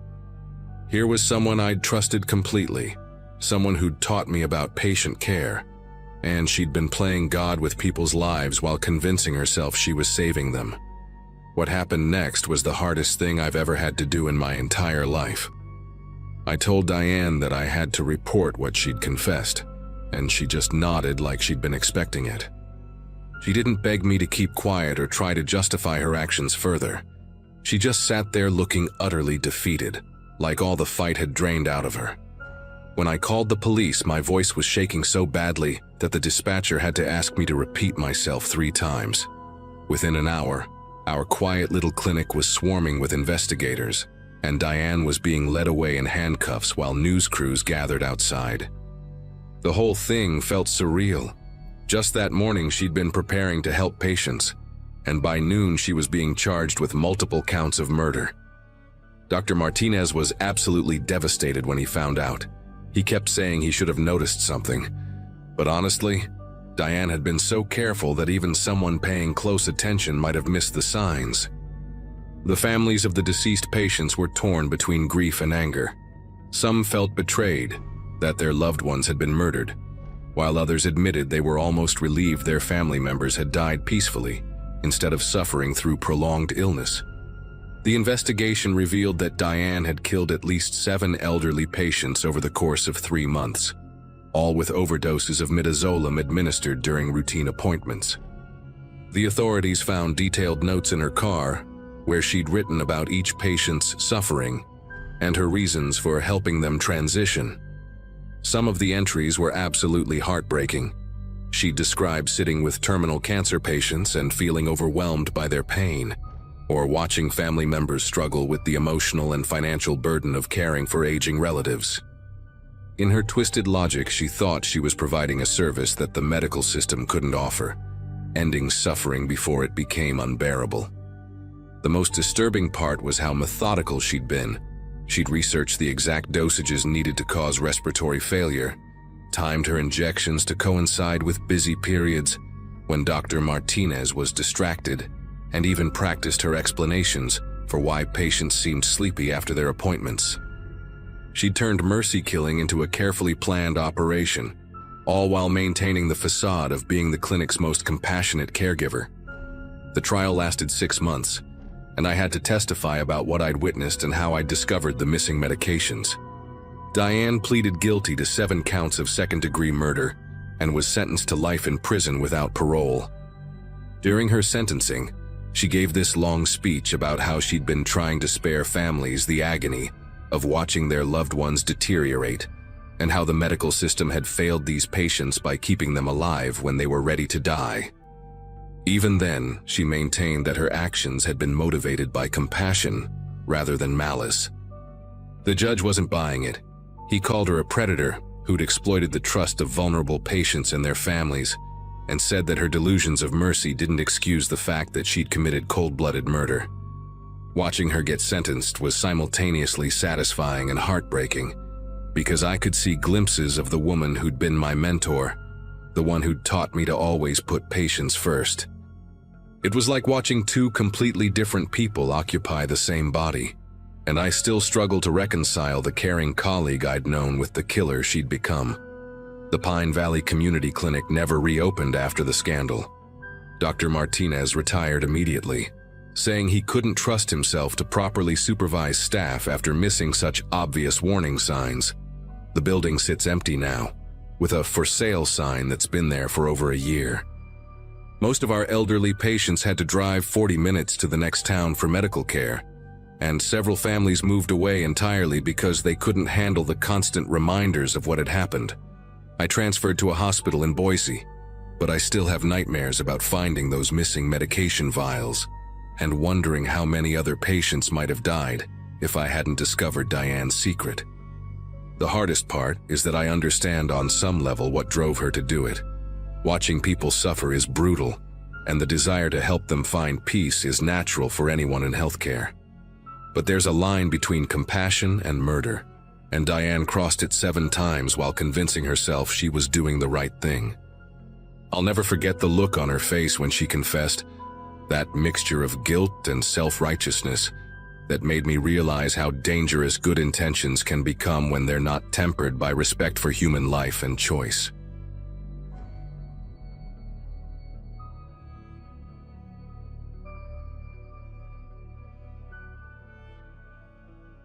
The summer of 1993 in Milford changed everything about how I see the world. At 28, I was living what most people would call a simple life, shift supervisor at the local cheese processing plant, making sure our small town's pride and joy kept churning out those wheels of cheddar that made us famous across Wisconsin. Every morning at 5 a.m., I'd wake up in my little rental house on Elm Street, work until 3 p.m., then come home to tinker with my motorcycle in the garage or read whatever paperback I'd picked up from the library. Milford was one of those places where everyone knew everyone else's business, where the biggest excitement was usually the county fair, or when someone's livestock got loose. The most scandalous thing that had happened in years was when Mrs. Thornton's chickens somehow ended up in the church basement during Bible study. That's the kind of predictable, quiet existence I thought I'd signed up for when I left Milwaukee behind. The whole thing started on a Wednesday morning in late June. The air still held that perfect summer coolness, smelling like fresh-cut grass and wildflowers from the fields surrounding town. I was getting ready for work, had just finished my coffee and was reaching for my keys when I heard the familiar rumble of the mail truck coming down the street. Nothing unusual about that. Our mailman always made his rounds right around 7:30. But when I stepped outside to grab the mail before heading to the plant, there was something different in my box alongside the usual bills and grocery store circulars. A plain manila envelope with no return address, just my name written in block letters across the front. The handwriting was neat, almost mechanical, like someone had taken great care to make sure every letter was perfectly formed. Inside that envelope was a cassette tape, the kind you'd buy at any drugstore with a white label that simply read, "Listen." I almost threw the thing away, figured it was some kind of prank or maybe a local band trying to get their music heard. But curiosity got the better of me, and I decided to pop it into my old boombox when I got home from work that evening. The first few seconds were just static, that familiar hiss you get from cheap recording equipment. Then I heard voices, 2 voices actually, having what sounded like a private conversation. At first I thought maybe someone had accidentally recorded over a blank tape, caught some radio show or TV program. But as I kept listening, the voices became clearer, more distinct. One was a woman's voice, soft and concerned, asking about doctor appointments and medication schedules. The other was an elderly man, his voice shaky and tired, talking about his arthritis acting up and how he'd been having trouble sleeping. The conversation was so mundane, so personal that it felt wrong to be listening. But then the woman said something that made my spine tingle. "Dad, I wish you'd let me move that old radio from your bedroom. It's been acting up lately, making weird noises at night." The tape continued for another 10 minutes, capturing what was obviously a private conversation between a daughter and her elderly father. They talked about grocery shopping, his physical therapy appointments, and whether he needed help with his medication. Normal, everyday stuff that families discuss behind closed doors. But hearing it played back on this anonymous tape felt deeply invasive, like I was eavesdropping on something sacred. The quality was surprisingly good too. Not like someone had held a tape recorder up to a window, but crisp and clear, as if the microphone had been right there in the room with them. When the tape finally ended, I sat there staring at the boombox, trying to make sense of what I'd just heard.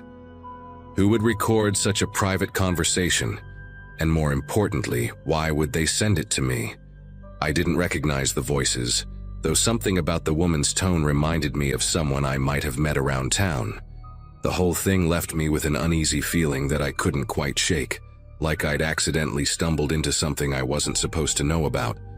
The next morning at work, I couldn't concentrate on anything. While checking the production line, my mind kept wandering back to that tape. During my lunch break, I found myself talking to Carl, one of the older guys who'd lived in Milford his whole life. I didn't mention the tape directly, just asked him if he'd heard about anything strange happening around town lately. Carl scratched his graying beard and said that his neighbor, Mrs. Henley, had been acting paranoid recently, claiming someone was watching her house. He also mentioned that the Webbers down on Main Street had been arguing more than usual, loud enough that people walking by could hear them from the sidewalk. At the time, I thought it was just typical small-town gossip. But now I wonder if those arguments were happening because they'd received their own mysterious tapes.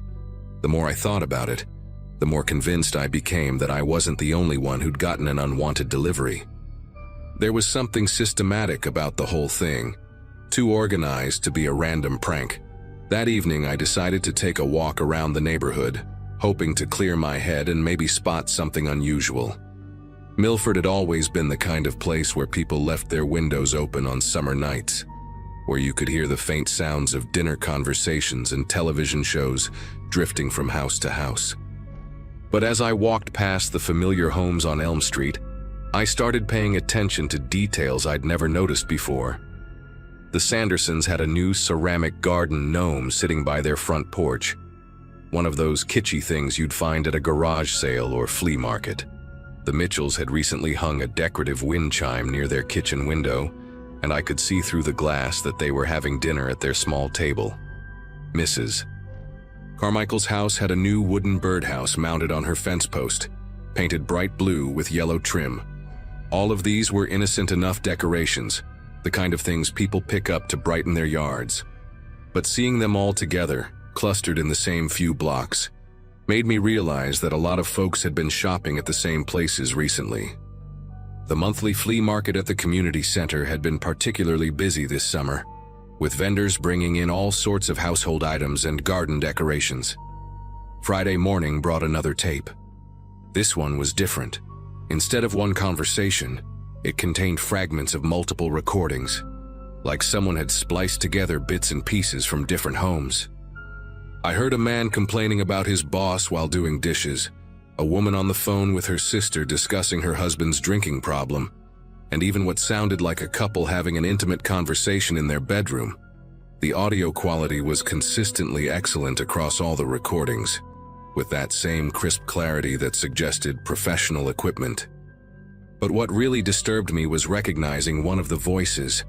It was Janet from the post office, talking to someone about her daughter's college tuition payments.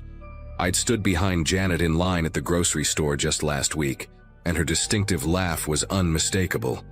The realization hit me like a physical blow. These weren't random strangers, these were my neighbors, people I saw every day around town. Someone was systematically recording private conversations in homes throughout Milford, and they were distributing the evidence like some sick form of entertainment. That afternoon, I couldn't take it anymore. I drove straight to the sheriff's office, clutching both tapes in a paper bag. Sheriff Morrison was a decent guy, someone I'd shared a few beers with at the annual firefighters fundraiser, but when I tried to explain what I'd found, he looked at me like I'd lost my mind. He listened to about 30 seconds of the first tape, then handed it back with a shrug.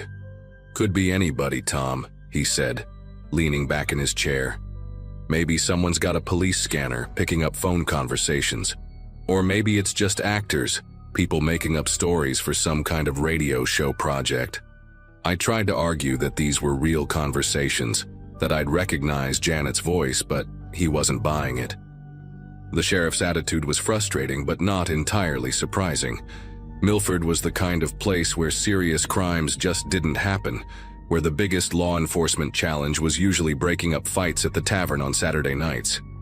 He promised to look into it if I brought him something more concrete, but I could tell he thought I was wasting his time. Walking out of that office, I realized I was on my own with this mystery. Over the weekend, I started doing my own investigation. I began by visiting the community center where the monthly flea market was held, hoping to find some clues about recent vendors or unusual items that had been sold. The center's volunteer coordinator, an elderly woman named Doris, was surprisingly helpful when I explained that I was looking for information about decorative items and household goods.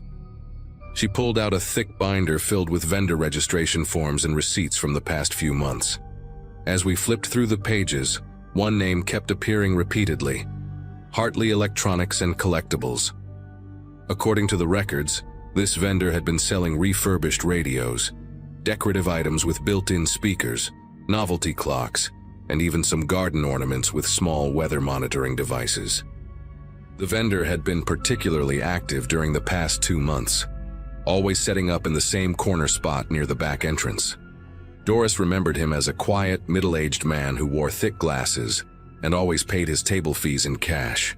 He'd told her he was cleaning out his late father's electronics repair shop, selling off old inventory and personal collections.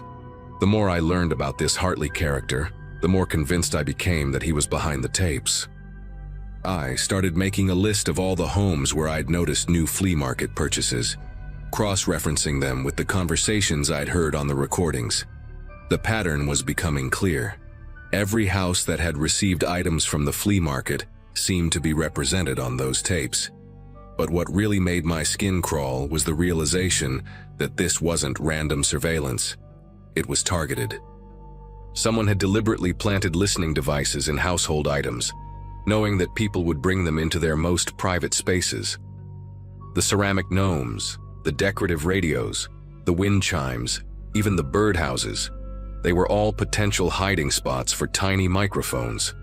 I spent Sunday afternoon walking through my neighborhood again, this time with a notebook, documenting every new decoration or household item I could spot. The evidence was overwhelming. At least 24 homes had purchased items from the flea market in recent months, and I was willing to bet that every single one of those families had received their own anonymous tapes. Monday morning, I decided to take matters into my own hands. I called in sick to work and drove to the addresses listed on Hartley's vendor registration forms.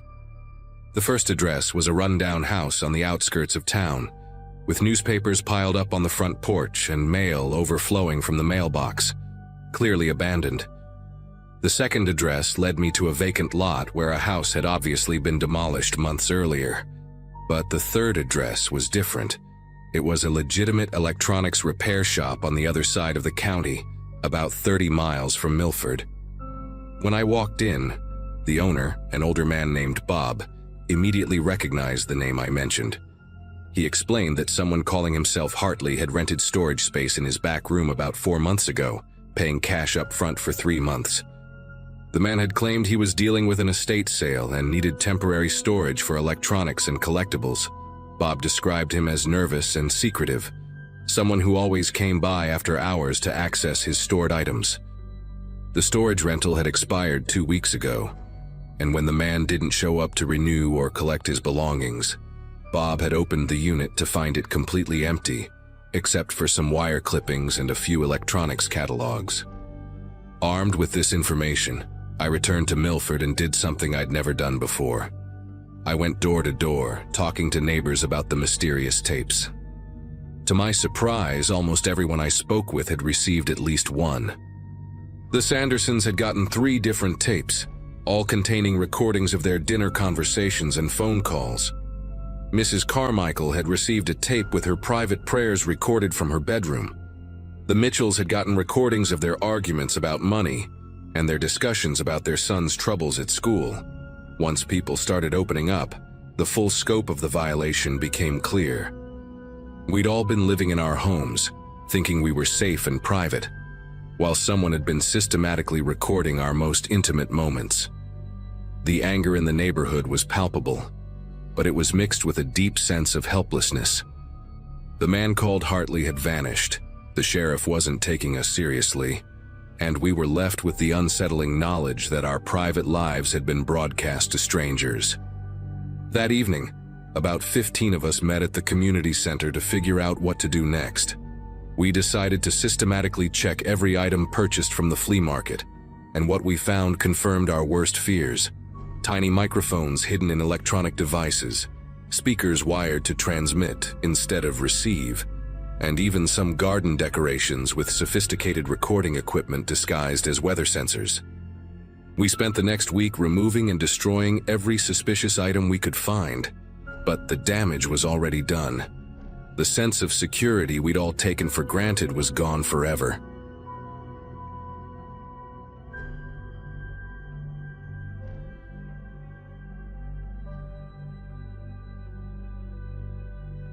I was working maintenance for the County Roads Division back then. Nothing thrilling, just long days patching asphalt and clearing brush along the back highways near Lisbon. The kind of job where you knew everyone by name, or at least by truck. That morning, I had clocked in around 6, and by mid-afternoon I was finishing up near County Road 18, close to one of those rest stops no one ever really uses. You know the type. 2 cracked picnic tables, a faded vending machine that probably hadn't worked since the 90s, and a single bathroom that somehow always smelled like mildew and bleach at the same time. I'd driven past it 100 times, never thought twice. That day, though, something felt wrong. Not eerie or dramatic, just off routine. Around 4, I noticed a cruiser parked crooked at the far end of the lot, half in the grass. It was one of ours, Sheriff's Department. At first, I thought maybe the deputy inside had pulled over to take a nap or make a call. But as I passed by in the truck, I realized the driver's side door was hanging open. The lights weren't flashing, but the engine was idling, and the radio was still squawking with dispatch chatter, like someone had just stepped out for a second and never came back. No one else was around. I got out, walked over, called out a couple times, "Hello," and peeked inside. No sign of anyone. The laptop mount was still logged in, a bottle of water in the cup holder, half empty. I recognized the name on the screen, Deputy Lane Kessler, young guy, polite, only been on the force maybe a year or two, but people liked him. The last time I saw him was at the diner off Route 1.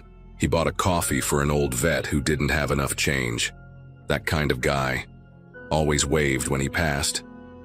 It didn't make sense that he'd leave his car like that. It didn't fit him. I didn't touch anything. I backed up, called the non-emergency number and told them exactly what I saw.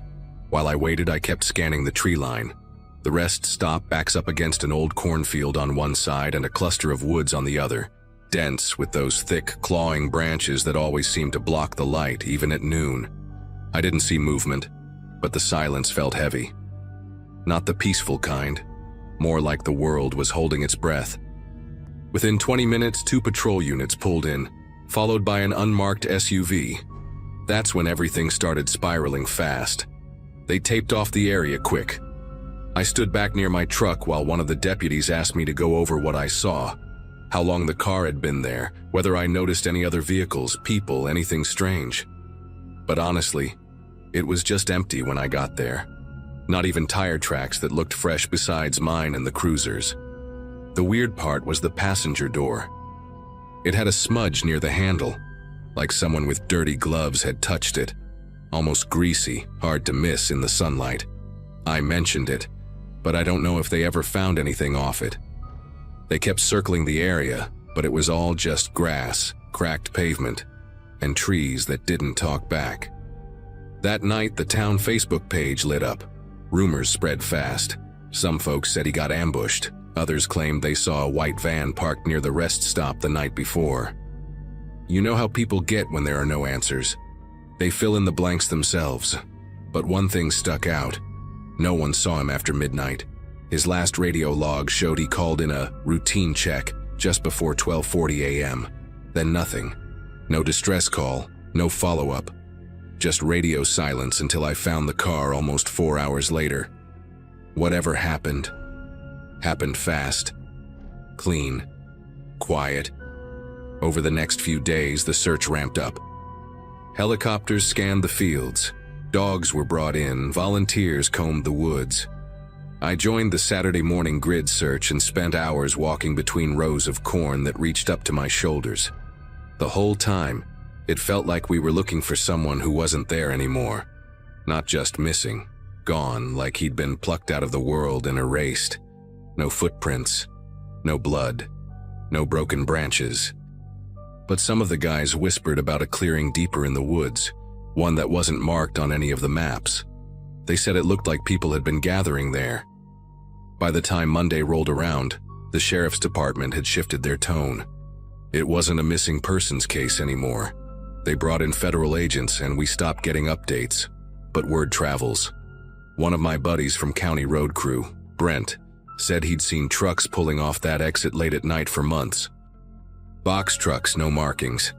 Never stayed long. Always in and out before dawn. We all thought it was just construction crews or supply runs. Now it looked more like something organized, coordinated. And maybe Deputy Kessler, had caught a glimpse of something he wasn't supposed to. A week after the disappearance, a farmer named Len Harbin found a jacket buried under a pile of brush near the south fence of his property, about 2 miles from the rest stop, not visible from the road. It was standard sheriff's issue, name tag still attached. They never said it publicly, but word was there was blood on the collar. That's when everything locked down even more. Len said unmarked trucks showed up that same afternoon, and by evening, the brush was cleared. The soil was tested and a huge section of his land was marked off. He told me later that they'd found tire impressions leading into a dirt trail he didn't even know existed, like it had been used and covered again. Deputy Kessler's body was never found, not officially. But about a month after everything settled down, I got a message on Facebook from someone I didn't know. No profile picture, no mutual friends. Just a short message. He did the right thing. Don't talk to anyone else about that day. I'll be honest, I didn't sleep that night. I deleted the message, logged off, and didn't bring it up again until now. Maybe I should have gone to someone with it, but part of me figured they already knew. Whoever they are. Eventually, the department held a memorial for him. Full honors. His mom spoke. The whole town showed up, lining Main Street in silence while the cruisers rolled by, lights spinning slowly. I stood near the back and watched, but I couldn't stop thinking about that cruiser sitting there with the door open, like he'd stepped out just for a second. Like he thought whatever he saw wasn't going to be a problem. Whatever operation was happening out there, whether it was trafficking, weapons, something else, it was big enough to make a person disappear without a trace, and quiet enough that most people still don't believe it happened the way it did. I still drive by that rest stop sometimes, usually early mornings on my way out to patch potholes or salt the roads in winter. It looks the same, empty. The vending machine's gone now, just a concrete slab where it used to be. But every time I slow down, I catch myself checking the edge of the trees, the brush beyond the guardrail, half expecting someone to step out. I never stop. Not anymore. Whatever was out there that night, it made sure to clean up after itself. But it left just enough behind for the rest of us to remember and to stay quiet.